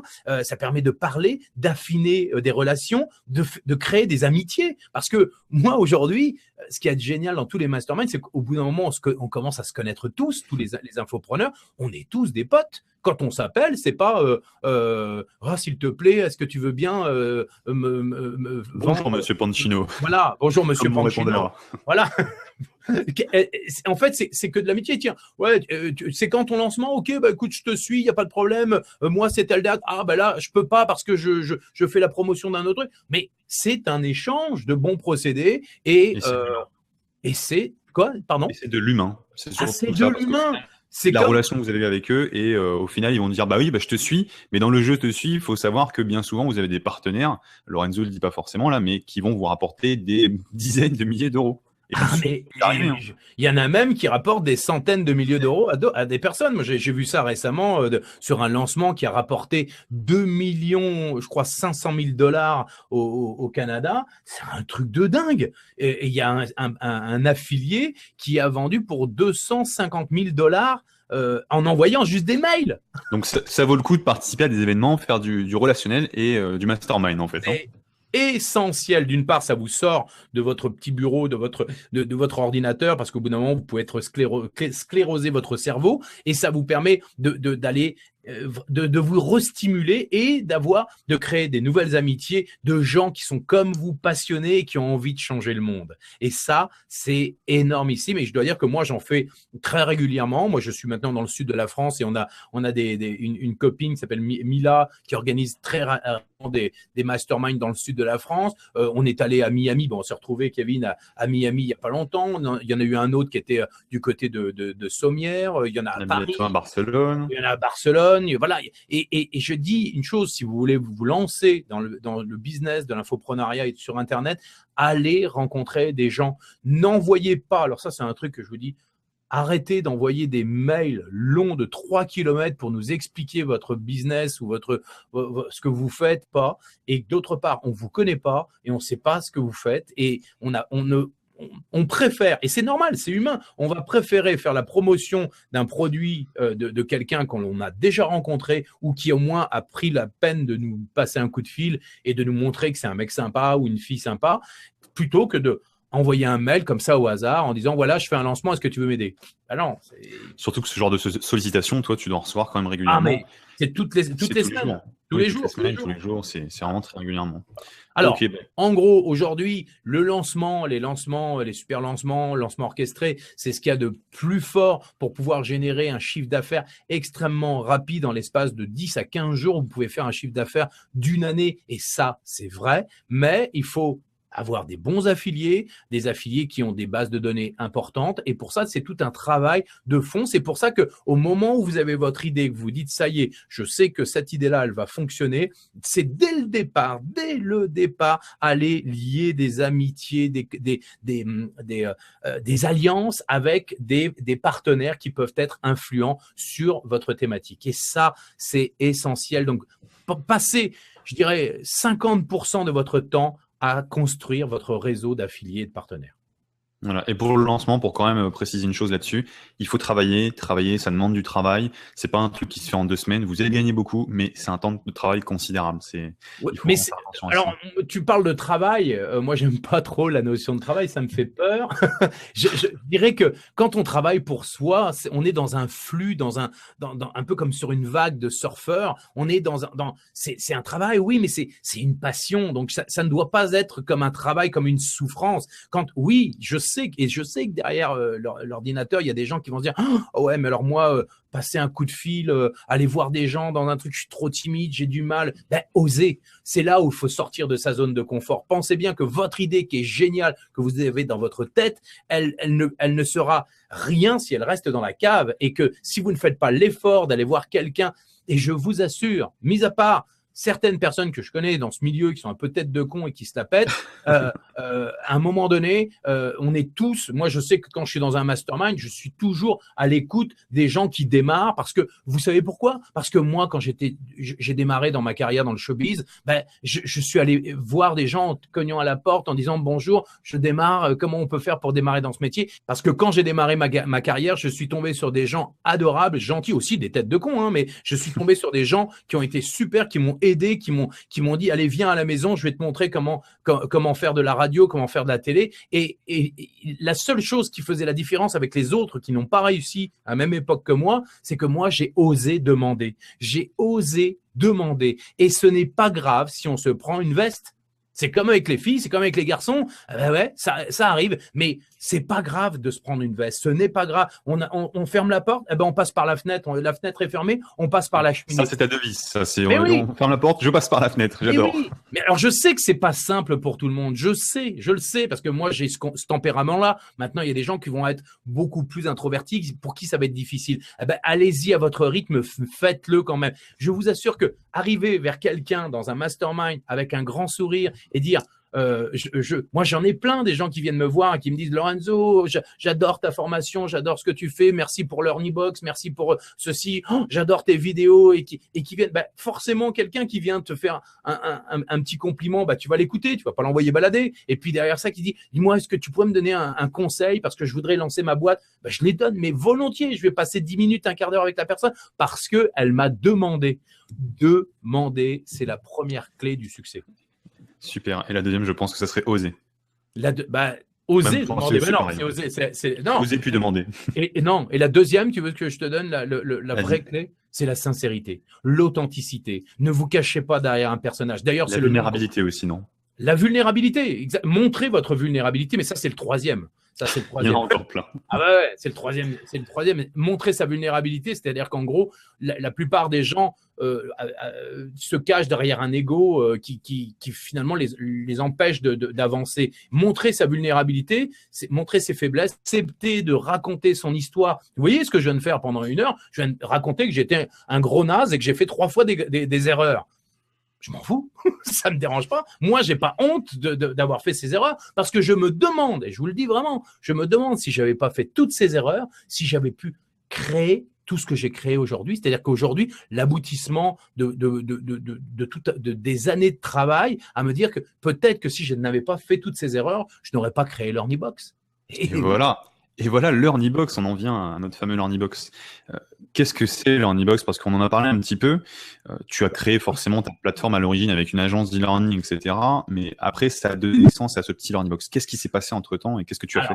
En fait, quand j'ai lancé Maxi Voice à l'époque, j'avais une plateforme donc totalement figée. Et là, j'ai eu une rencontre, parce que c'est important, les rencontres. Quand on parle de rencontres, se former, c'est génial, apprendre, c'est génial. Mais les rencontres, les personnes qui vont vous accompagner pendant des années peuvent être des détonateurs extraordinaires. Et moi, j'ai rencontré, il y a 8-9 ans maintenant de cela, Mathieu Kichel, qui venait chez moi il sortait de l'école d'ingénieur du son de l'ESRA, je crois, et il venait faire un stage chez moi dans mon studio de production à Paris, à Boulogne-Billancourt. Et je le rencontre et il commence à me dire, ah, c'est dommage, ta plateforme, elle n'est pas évolutive, c'est quand même dommage parce qu'on ne peut pas faire ci, ça. Et je lui dis, bah, écoute, qu'est-ce que tu peux faire? Bah, il me dit, déjà, je pense que je peux te créer un intranet pour automatiser plein de choses dans ton centre de formation. Et puis, si tu veux, en parallèle de ce que tu as fait, de ce qu'on fait tous les jours, bah, je peux te créer une V2 de ta plateforme MaxiVoice. Et toi, dès que tu as une nouvelle idée de fonctionnalité, bah, tranquillement, je la développe. Et pendant des années, eh ben, on a fabriqué l'outil idéal pour les formateurs et les coachs qui veulent se lancer sur Internet. Mais en gros, pour moi, c'est-à-dire mon outil idéal d'interactivité avec mes élèves, de méthodologie, comment avoir une communauté qui interagisse automatiquement, plein de petites fonctionnalités que j'allais choper à droite à gauche dans les agences e-learning. Tu sais, quand on voit des belles plateformes bien développées, tu te dis tiens, cette fonctionnalité, est-ce que tu peux me la faire? Hop, il me l'a développée jusqu'à un jour où je dis Mathieu, je me réveille un jour, j'ai un rêve, j'imagine que j'ai un rêve vraiment où je suis dans un arbre et je communique avec le monde entier, où j'ai un écran devant moi dans un arbre, hein, je ne sais pas pourquoi, mais je communique avec le monde entier et je donne des cours et j'ai des élèves de Madagascar, de La Réunion, de New York qui apprennent avec moi les techniques pour être meilleurs en vidéo ou en prise de parole. Et là, je lui dis, est-ce qu'il serait possible de créer un système où j'ai tous mes coachés un peu comme on est là, si tu veux, tous les coachés à côté de moi que je peux coacher en live et tu as comme dans un amphithéâtre les gens dans le monde entier qui regardent notre cours. Et il me dit, bah ouais, on va utiliser la technologie Hangout. Et là, il me fabrique, et tiens-toi bien, c'était il y a 3 ans de cela, il me fabrique toute une ossature avec mon logo, mon machin. Je lui demande, est-ce qu'on peut intégrer des textes? Est-ce qu'on peut mettre des sondages? Est-ce qu'on peut mettre à un moment donné un bouton d'appel à l'action pour vendre mes produits à la fin, etc. Il me dit, bah, je veux développer ça. Et il se sert d'Hangout. En fait, qu'est-ce qu'il crée? Bah, il crée Learning Webinaire. Sans le savoir, hein, il ne le sait pas. Moi, parce que quelques années plus tard, Oui, c'était déjà pour ton utilisation à toi, pour combler tes besoins, tes problèmes. C'était pour moi, c'est-à-dire qu'en gros, il crée, ça s'appelait à l'époque, on l'avait appelé Neomitrix, tu vois, et en gros, on avait créé un genre, il y avait à l'époque, enfin ça existe toujours, GoToWebinar par exemple qui existait. Nous, on a utilisé la technologie de Hangout pour créer notre propre interface. Avec les mails qui partaient automatiquement, des statistiques, etc., etc. Et donc, toutes les fonctionnalités, il les rajoutait à ma machine. Puis un beau jour, on a sorti la V2 et nos clients ont dit waouh, elle est hallucinante, je veux la même. Et c'est là que je l'ai dit, ah ben non, elle est à moi, ça fait des années qu'on travaille dessus, je ne peux pas te la donner. Ah ben si, mais moi je ne peux pas parce que j'ai besoin de telle fonctionnalité que toi tu as fait développer. Moi. Bref, j'ai eu plein de clients qui m'ont dit, Lorenzo, comment je fais pour avoir ta plateforme? Et là, et d'ailleurs, c'était l'année dernière, c'est Stéphanie Mercier, qui est une coach d'anglais, qui avait besoin du player enregistreur de MaxiVoice pour ses élèves, qui me dit, Lorenzo, ta plateforme, c'est exactement ce dont j'ai besoin pour moi. Et c'est là que je me dis, bon, stop, j'en ai marre, j'ai trop de gens qui me demandent ma plateforme. Je fais une étude, je vais regarder aux États-Unis, en France, qui s'est créé. Est-ce qu'il y a des boîtes qui ont créé des plateformes pour des auto-entrepreneurs ou des infopreneurs ou des solo-entrepreneurs qui veulent se lancer comme coach ou formateur? Et là, je me rends compte qu'aux États-Unis, il y a une boîte comme Kajabi qui a lancé un truc. Au Canada, je crois qu'il y a eu Udemy, il y a Academy of Mind. Et puis, je vois 20 000 membres, 30 000 membres. En France, il y a une boîte qui s'appelle Presto Market qui lance un truc d'espace de membres. Et j'en vois. Je me dis, mais c'est incroyable. En fait, tout le monde a besoin d'un espace membre. Tout le monde a besoin d'un système pour vendre son contenu en ligne. Et là, je dis, Matt, que j'ai appelé depuis Matt Giver, tellement il est capable de faire n'importe quoi. Et là, je lui dis combien de temps il faut pour développer le système. Et il me dit, il faut 3-4 mois pour intégrer le système qu'on a créé pour nous, pour le vendre à des gens. Pour le rendre disponible aux gens. Pour le rendre disponible aux gens. Et là, j'ai dit, vas-y, lance-toi. Et donc, depuis mars de l'année dernière, de 2014, il bosse sur le projet, et puis il me dit, puis au bout d'un moment, je commence à discuter avec les gens, puis les gens, ils me disent, ouais, c'est bien si tu crées un espace membre, sauf que si tu peux pas le vendre, c'est un peu dommage. On va être obligé d'aller plugger encore un truc de WordPress ou d'OptimizePress, c'est un peu dommage. Tu devrais créer aussi un système de vente.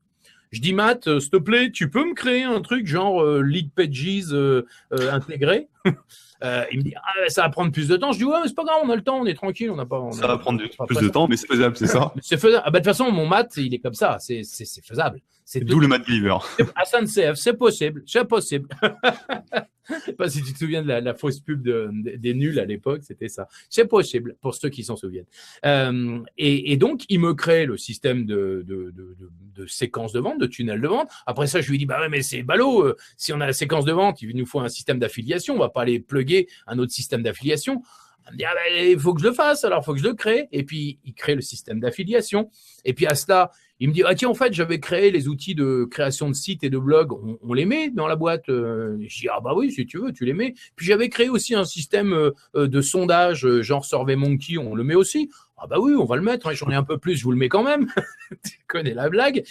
Et puis, tout à coup, je dis, mais enfin, au fait, Matt, ça serait génial si on pouvait intégrer le système de webinaire qu'on avait créé, de masterclass, on l'intégrerait à la machine, ce qui fait que les gens, ils pourront créer leur formation, ils pourront créer leur tunnel de vente, ils pourront gérer leurs affiliés, puis en plus, derrière ça, ils pourront vendre leurs produits en webinaire et puis surtout animer leurs membres dans des masterclass. Qu'est-ce que t'en penses? Il me dit, ouais, t'es cinglé, mais je pense qu'on peut le faire.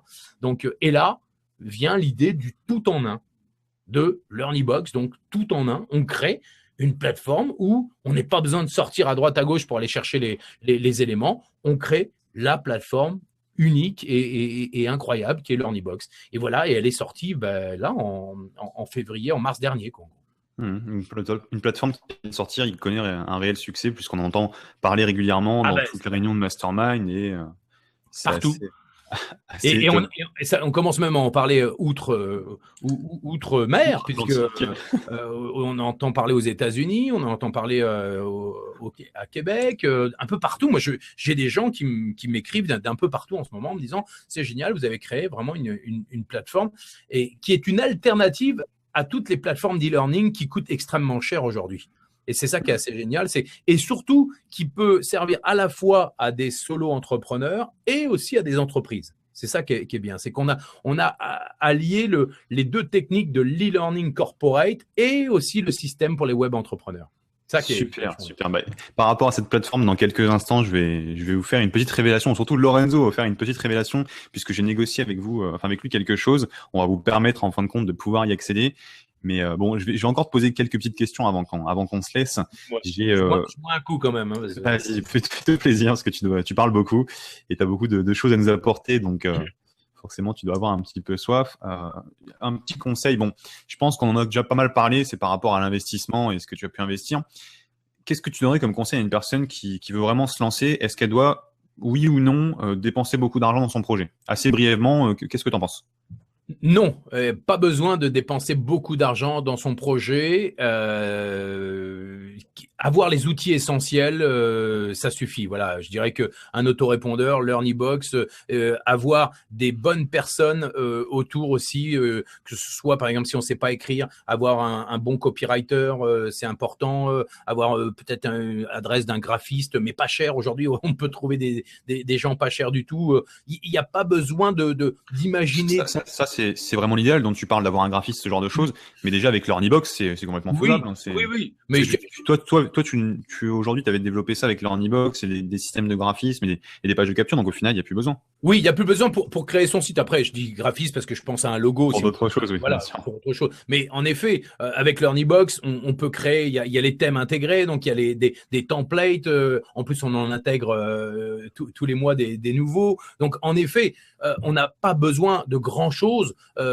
En plus, à l'intérieur, on peut faire son étude de marché, là où moi, j'ai galéré pendant des mois pour savoir si le produit allait marcher. Avec LearnyBox, il y a des outils qui vont vous permettre de savoir si votre idée de départ, eh bien, elle fonctionne. Eh bien, vous pouvez faire venir, organiser un webinaire, aller voir un affilié, un blogueur qui va vous dire, tiens, vous allez lui proposer une conférence comme toi tu fais avec moi en ce moment, qui va apporter de la forte valeur ajoutée à son audience. Et à la fin, vous pouvez poser une question. Qu'est-ce que vous pensez de ce projet? J'ai comme idée de créer une formation qui va faire ça.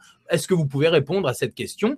Et vous les emmenez vers un truc de sondage. Et très rapidement, vous aurez un sondage qui va avec des réponses extrêmement, mais alors puissantes, très puissantes, comme mon ami David J dit, des pépites marketing qui vont vous permettre de construire votre offre exactement selon les besoins de vos prospects. Et c'est ça qui est assez génial aujourd'hui. Et ça vous évite de partir dans le mur au final parce que vous avez testé la chose et c'est un super conseil que tu peux donner.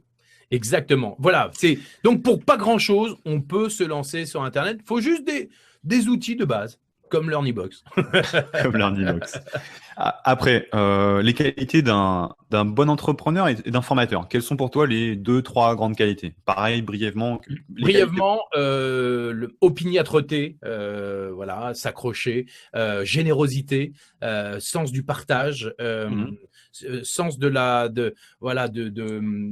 l'entraide et du partage. Donc, c'est déjà énorme. Hein, créativité, sens de la créativité. Et si on n'est pas créatif, aller chercher des gens créatifs et aller au moins modéliser des choses qui marchent. Excellent. Et du coup, ça me fait rebondir sur ça.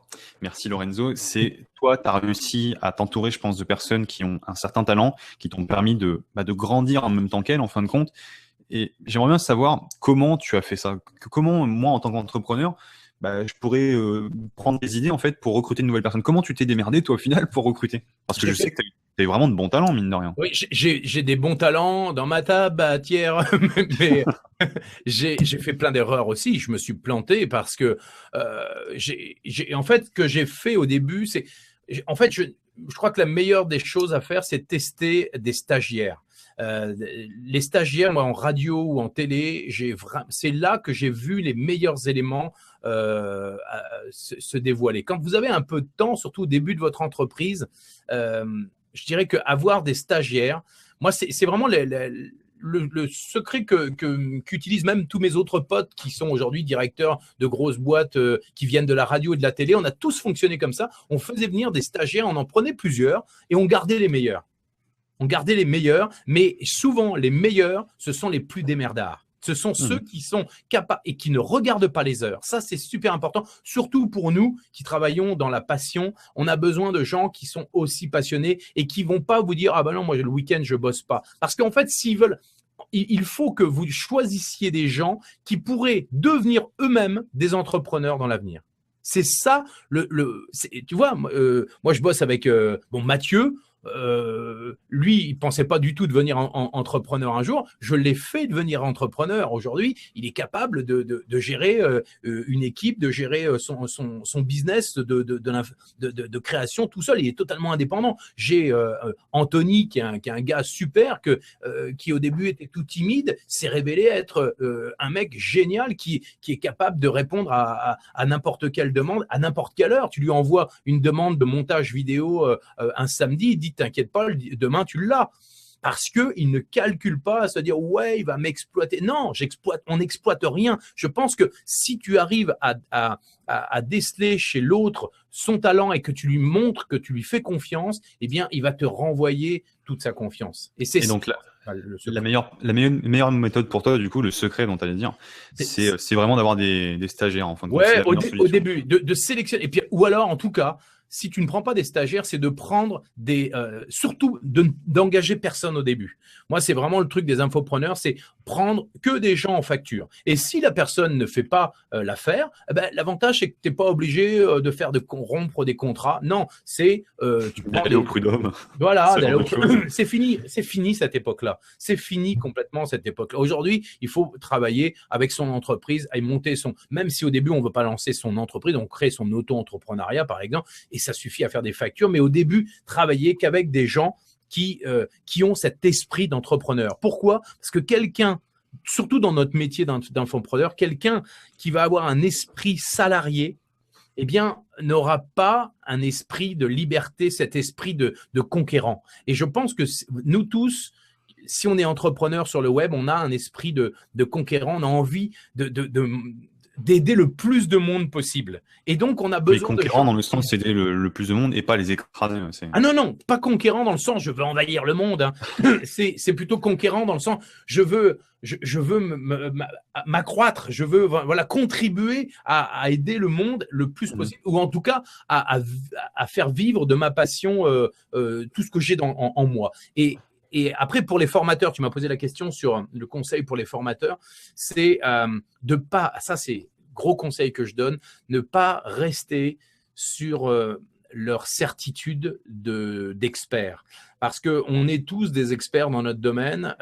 On s'est aperçu aussi que, en fonction des gens que l'on avait dans la salle, les gens n'apprennent pas tous de la même manière. Hier, je donne une petite anecdote, j'ai eu un docteur, un professeur, un grand professeur, je donnais un coaching avec lui en anglais pour qu'il apprenne à être meilleur en prise de parole. Et souvent, les experts ont cette haute estime d'eux-mêmes, souvent les professeurs et les docteurs, parce qu'ils ont une très très forte estime d'eux-mêmes et ils veulent imposer leur expertise à des gens qui veulent essayer de leur apprendre quelque chose qu'ils ne savent pas. En l'occurrence, moi, j'ai essayé de lui apprendre à mieux parler en public, à être plus enthousiaste, alors il endormait tout le monde, il était très, très ennuyeux dans ses prises de parole. Même si c'est un expert, même s'il a des choses extraordinaires à dire, ce n'est pas parce qu'on a des choses extraordinaires à dire que l'on doit être chiant quand on parle.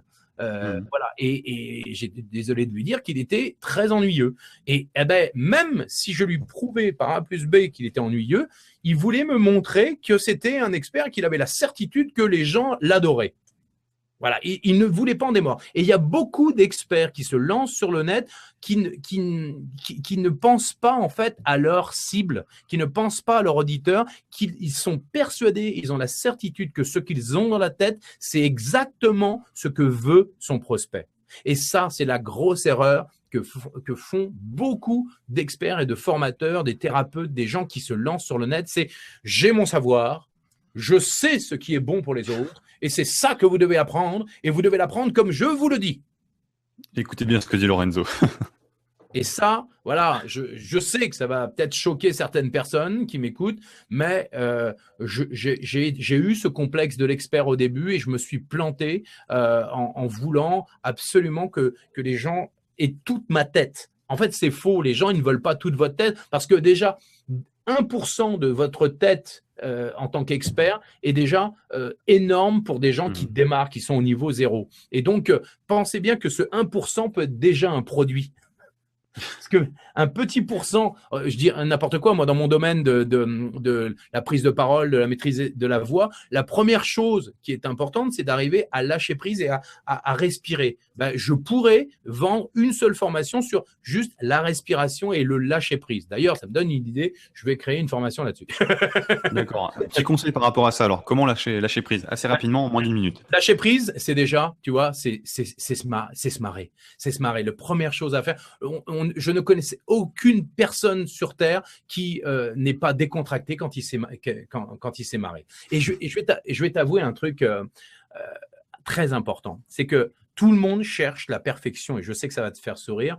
Tout le monde cherche la perfection. Tout le monde face à une caméra, face à un micro, face à un public veut être parfait. T'as remarqué, ça te dit quelque chose, toi, c'est que ça qui ça me dit quelque chose. Hein, tu veux être bon, tu veux être excellent, tu veux montrer une image de toi génial parce que tu ne veux pas que les gens puissent imaginer que tu es un imposteur, un tocard, etc. Donc, tu veux être parfait. Et donc, tu maîtrises ton image. D'accord? Je vais casser une idée reçue de beaucoup de gens. Puis il y a beaucoup de gens qui vont se dire « Ah non, c'est pas possible, ah, au secours !» La perfection, eh bien, ça mène à l'amateurisme. Ouais, parce que la perfection, ça vous fige, ça vous rend stressé, ça vous bloque le ventre, ça vous fige le visage et ça vous fait parler avec un ton monocorde et chiant. D'accord? Chiant, exactement. Plus vous allez être, et vous allez parler vite, vous n'allez pas être vous-même. Je sais de quoi je parle, j'ai voulu être parfait au début de ma carrière, j'ai voulu être parfait pour faire les castings, eh bien, j'étais un amateur parce que j'étais figé, que j'en faisais trop, que je ne savais pas exactement ce que j'avais au fond de moi. Je ne montre pas la meilleure version de moi-même. La vérité, c'est que il faut justement que vous soyez cool et détendu et complètement lâché dans votre… Voilà, comme quand vous êtes avec vos potes. Et quand vous êtes avec vos potes ou avec votre famille, eh bien, vous êtes cool et c'est comme ça que les gens vous aiment. Quand vous êtes avec vos potes, ils vous aiment comme vous êtes. Mais vous rajoutez juste la notion, c'est que là, vous êtes un expert. Vous êtes un expert, donc vous connaissez votre sujet et vous savez de quoi vous parlez. Donc, vous savez de quoi vous parlez en étant vous-même cool. Cool, et là, regardez toutes les stars, ils sont cool, ils sont pas cul-serrés, ils sont cool et ils sont décontractés et c'est pour ça qu'on les aime et ils sont professionnels pour ça. Donc, N'oubliez pas, la perfection égale amateurisme, la décontraction égale professionnalisme. Paf. Excellent. Ça vous en bouche un coup. Excellent. Et pourquoi il me prend en référence Lorenzo? C'est parce que, bon, je suis pas professionnel au niveau de la voix aujourd'hui, loin de là, mais c'est vrai que j'étais beaucoup plus stressé et beaucoup moins amical à l'époque. Et depuis ces quelques mois où on travaille ensemble, ça commence quand même à vachement se débloquer. Donc, c'est vraiment de bons conseils, encore une fois, qu'il vous donne là. Et c'est pour ça vraiment que je voulais qu'il intervienne, hein, qu'il nous apporte son expertise et son savoir. D'ailleurs, vous voyez, son expertise, mais il le fait vraiment de manière très cool avec son super t-shirt. Au final, avec son Spider Lolo en super Lolo. Ok, bon, j'ai encore une ou deux questions à te poser. Toi, tu as fait énormément de choses. Ouais. Comment as-tu fait pour te mettre le coup de pied au cul le matin, pour te lever, pour te battre? Est-ce que c'était de la volonté? Est-ce que tu avais une astuce? Je sais pas. Comment tu as fait pour te motiver, toi, au quotidien? Parce que on a souvent ce syndrome de l'expert enfin pas forcément de l'expert, mais du débutant qui traverse le désert, qui commence à être fatigué, qui est lassé, en fait. Mais je vais t'avouer un truc, ça m'arrive des matins aussi d'être fatigué, d'être lassé, de ne plus avoir les idées en place. Ça arrive parce que justement, tu vois, on parle de vulnérabilité. Je te parle avec beaucoup de vulnérabilité là. C'est que ça m'arrive. Des fois, je suis fatigué, peut-être parce que mon hygiène de vie n'est pas bonne, parce que je n'ai plus d'énergie, parce que des fois, la vie fait que c'est pas toujours au top. Et voilà, ça arrive. Mais il faut l'accepter. Il faut juste l'accepter et prendre conscience et ne pas lutter contre. C'est toujours pareil. Hein, si tu luttes contre quelque chose qui est plus fort que toi, tu vas t'essouffler. Et là, je pense que ce qui est Ça veut important, dire qu'il faut abandonner? non, il faut surtout pas abandonner. Au contraire, il faut se recentrer sur soi. Il faut se recentrer sur ce qui est sur ses forces, sur ses facilités et sur ses talents. C'est-à-dire que dès qu'on sent qu'on n'est pas au top, c'est aller voir peut-être aussi les gens que l'on aime. Allez voir les gens que l'on aime et qui ne vont pas vous juger. Aller dans des endroits où des gens vont vous apporter de l'amour. C'est idiot, hein, ce que je dis, mais ça paraît comme ça idiot, mais des gens qui, tu vois, tu vas voir ta grand-mère, tu vas voir ton ami avec qui tu sais que quand tu vas jouer aux jeux vidéo, tu vas te marrer. Et puis, je pense que la passion, si vous êtes vraiment, vous n'avez pas le droit de douter sur ce que vous êtes au plus profond de vous, parce que c'est ce qui fait votre force. Et même si vous êtes au plus profond, vraiment plus bas que terre, et moi ça m'est arrivé, et ça m'arrive encore des fois quand quand on lutte et qu'au bout d'un moment on met un genou à terre, un deuxième genou à terre, on n'en peut plus, il nous arrive une merde à droite, une merde à gauche, et on se dit c'est pas possible. C'est comme par magie, je dirais, c'est que tout à coup, on a toujours cet espoir et on se dit yes, on y va, on continue, parce que c'est moi, si je n'avais pas agi comme ça, je pense que j'aurais abandonné depuis très très longtemps. Et puis après, j'ai toujours pensé à ce que me disait mon père. Alors j'ai eu la chance d'avoir un père artiste qui m'a donné la flamme, qui m'a donné l'image de l'allumette. Et c'est vrai que c'est vrai, cette image de l'allumette, elle est géniale. Et je pense que ce qui me permet tous les matins de me lever en me disant ça va être génial, c'est que waouh, c'est quand même waouh, c'est génial la vie. Waouh, c'est génial ce qu'on fait. Waouh, c'est génial de pouvoir avoir un business, de regarder le matin et de se dire waouh, on a gagné de l'argent alors qu'on dormait. Waouh, qu'est-ce qui vous permet on vit de notre. Enfin, si vous nous regardez là, c'est que vous avez envie de vivre de votre passion. Vous n'avez pas le droit de vous démotiver. Vous n'avez pas le droit de ne pas croire en vous. Vous êtes unique dans votre univers, dans votre thématique. Vous êtes unique. Et même s'il y a des concurrents, vous êtes unique. On est tous uniques. Et il faut juste croire en soi. Il faut juste avoir cette envie d'aller toujours plus haut. Ça, c'est un truc. Avoir envie d'aller plus haut et ne pas avoir peur d'y aller. Et je veux vraiment revenir sur ta citation, c'est « Vous n'avez pas le droit de ne pas croire en vous ». Ouais. Je pense que c'est une super phrase, et d'ailleurs je viens de la noter, je vais te la piquer pour la mettre sous forme d'image, pour la mettre sur Facebook derrière, mais c'est vraiment une super citation. Vous n'avez vraiment pas le droit de ne pas croire en vous, c'est extrêmement important ce qui vient de vous partager aujourd'hui, Lorenzo. Ok, écoute, je pense qu'on a fait quand même pas mal de questions, qu'on avait pas mal de choses. Bien sûr, on en aura encore à voir ensemble. On pourrait passer des heures avec ton histoire, ton expérience. Mais je vais te poser une ultime question qui va forcément intéresser beaucoup de personnes. Vous avez remarqué que ça fait 3 fois qu'il me dit qu'il y a une ultime question. Donc bon, comment on peut te suivre? Si jamais on veut découvrir qui est Lorenzo Pancino, même si on a quand même vu pas mal de choses, où est-ce qu'on peut te rencontrer par rapport à tes sites internet, ce genre de choses? Déjà, qu'est-ce que tu as comme site? Mes sites internet, moi j'ai maxivoice.com, MA2XIVOICE.com, ça c'est pour la notion de prise de parole. Je vais bientôt lancer le site de Lorenzo Pancino Academy qui là va regrouper la voix off, la prise de parole, savoir parler devant une caméra, mes coachings particuliers, mes conférences, etc. Tout ça dans le domaine purement de mon expertise autour de la prise de parole, la communication orale. Et puis après, il y a LearnyBox. Disons que c'est LearnyBox, c'est pas moi qui suis mis en avant dans LearnyBox, c'est mon expérience, c'est un outil d'informateur passionné et d'un informaticien fou. LearnyBox, MaxiVoice, Coaching Go Off, ce sont mes bébés. Et Lorenzo Pancino Academy. Et Lorenzo Pancino Academy prochainement, qui va sortir là dans les, je pense d'ici septembre. Il y aura vraiment un site global sur la Lorenzo Pancino Academy. Excellent. Bon, de toute façon, si jamais vous nous regardez dans cette vidéo, sachez qu'on fera sûrement peut-être une petite vidéo supplémentaire pour vous inviter vers ces différents sites ou alors vers d'autres, des conférences avec Lorenzo. Je pense qu'on aura l'occasion de retravailler ensemble sur pas mal de points. Quand même, pour aller vraiment à la fin avec l'ultime question, ça va être ma 4e, 5e ou 6e, je ne sais plus. Qu'est-ce que c'est LearnyBox, ou surtout, comment on peut, fin de compte, voir LearnyBox, et qu'est-ce qu'on a préparé pour les personnes d'aujourd'hui? Est-ce qu'on a préparé un petit quelque chose? Et oui, parce que récapitule-moi un petit peu tout ça.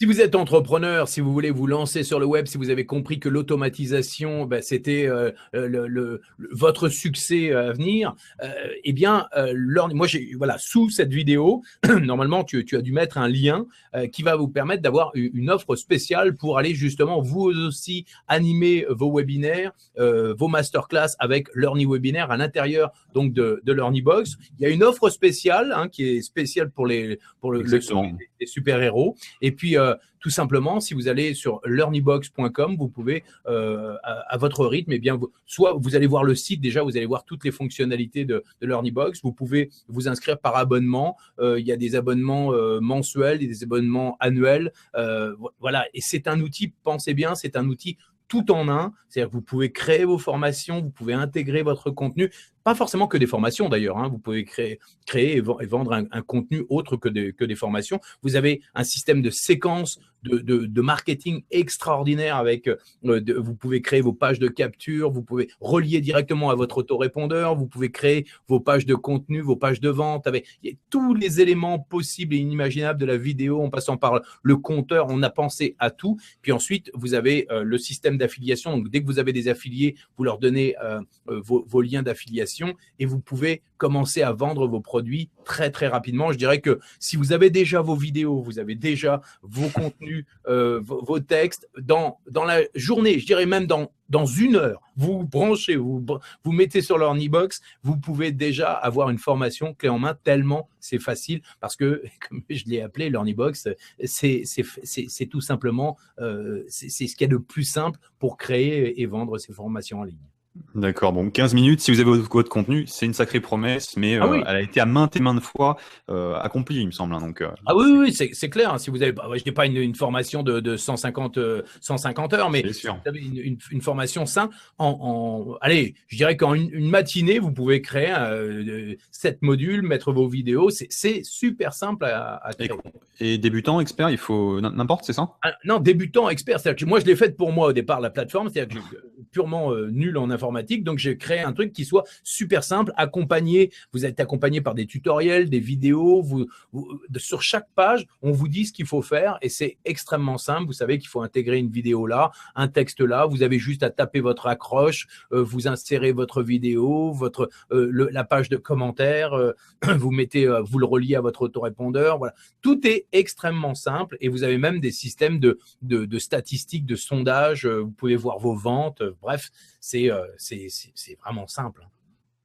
Super, donc voilà, vous avez, comme vient de me dire Lorenzo, en dessous de cette vidéo, un lien sur lequel vous pouvez cliquer pour voir une offre spéciale que j'ai négociée avec lui, donc autour de LearnyBox. Si jamais vous voulez pas bénéficier de cette offre qui est quand même super avantageuse et super intéressante, vous pouvez partir sur learnybox.com pour pouvoir utiliser cet outil-là. D'ailleurs, au niveau de cet outil, il l'a pas forcément dit, il me semble, mais c'est un outil que vous pouvez tester gratuitement pendant 30 jours. Donc, oui. soit gratuitement pendant 30 jours, soit l'offre spéciale, avec bien sûr une garantie dessus. Mais regardez en dessous, vous avez un bouton en dessous de cette vidéo. Ça devrait forcément vous intéresser si jamais vous voulez créer une formation, la vendre sur Internet. Lorenzo a vraiment créé le produit des rêves de tout formateur ou toute personne qui veut vendre des produits d'information sur Internet. Hein. C'est clair. Ça. Ok, bah écoute Lorenzo, je pense pas avoir d'autres questions à te poser. Je suis en train de regarder. Je pense qu'on a fait le tour. On a fait le tour de ton histoire, même si encore beaucoup de choses que je vais peut-être découvrir moi, dans les. Parce que je t'ai pas tout dévoilé encore, mais c'est vrai que. Je fais un peu de teasing en plus de ça depuis tout à l'heure, donc ça m'intrigue un peu. Donc bref, vraiment allez voir Lorenzo, j'allais dire, allez voir LearnyBox. C'est vraiment une solution énorme. Testez-la, prenez l'offre en dessous de la vidéo, regardez tout ça. Oui, et... il y a un truc intéressant aussi avec LearnyBox, c'est que même si vous n'y connaissez rien en marketing ou comment créer un produit, on a créé à l'intérieur de LearnyBox une Learning School qui permet on vous aide à créer, à savoir si votre idée est une bonne idée, à savoir comment faire pour attirer du monde sur votre page de capture, comment créer votre formation, comment faire un bon plan de formation. Bref, on vous accompagne du projet, de l'idée de départ jusqu'à la vente, ou même je vous donnerai des conseils aussi justement pour parler devant une caméra, comment être à l'aise, etc., etc. Bref, on vous accompagne au-delà de l'outil. Moi, je me suis dit que mon savoir et mon expertise allaient aider des formateurs, des coachs, des personnes qui voulaient se lancer sur le net à être tout simplement plus à l'aise, plus convaincants, plus crédibles et professionnels quand ils parlent devant la caméra ou quand ils présentent leur formation en ligne. Excellent. Bah écoute, Lorenzo, je te remercie pour ces quelques mots que tu as pu nous partager aujourd'hui. Ton histoire, tous tes problèmes et ta vulnérabilité en fin de compte, parce que tu as été très vulnérable avec nous. Aussi, ta petite anecdote sur ta boîte de striptease, ça je ne savais pas et ça m'a assez surpris. Donc, énorme. Il y a un truc, mais c'est pas grave, ça va pour la prochaine. On fera une interview pour ça alors, ok. Donc, dans tous les cas, encore une fois, un grand merci. Merci à toi. Merci à toi. C'était une super idée de créer ce sommet des super-héros parce que je trouve que c'est vraiment original et en plus, tous les crobards, les dessins que tu as pu créer originaux, j'ai trouvé ça une super idée. Je crois que ça fait un bon buzz sur le net, donc bravo à toi. Bah écoute, je te remercie. J'ai l'impression aussi que ça fait un bon buzz parce qu'on a des super bons retours. Dans tous les cas, bien sûr, l'événement n'est pas terminé. Vous avez aujourd'hui cette vidéo que vous allez pouvoir récupérer aussi avec le pack complet des super-héros du business donc en ligne. Vous avez l'offre spéciale d'aujourd'hui avec LearnyBox qui est en dessous de cette vidéo. Et demain, vous avez notre dernier expert qui va intervenir sur l'aspect du coaching. En fin de compte, vous allez voir, c'est Greg Lagrange. C'est super intéressant aussi. Donc, je vais vous laisser sur ces quelques mots. Un grand merci à toi encore une fois, Lorenzo. Merci pour ce partage. Et je te laisse dire au revoir à tout le monde. Et je vous dis en tout cas à tous, à bientôt. Merci Kevin. Et puis n'oubliez pas, amusez-vous comme des enfants et soyez sérieux comme des professionnels. À très bientôt. Ciao, ciao. Allez, salut maintenant. Et vous n'avez pas le droit de ne pas croire en vous. À bientôt. Au revoir. À bientôt.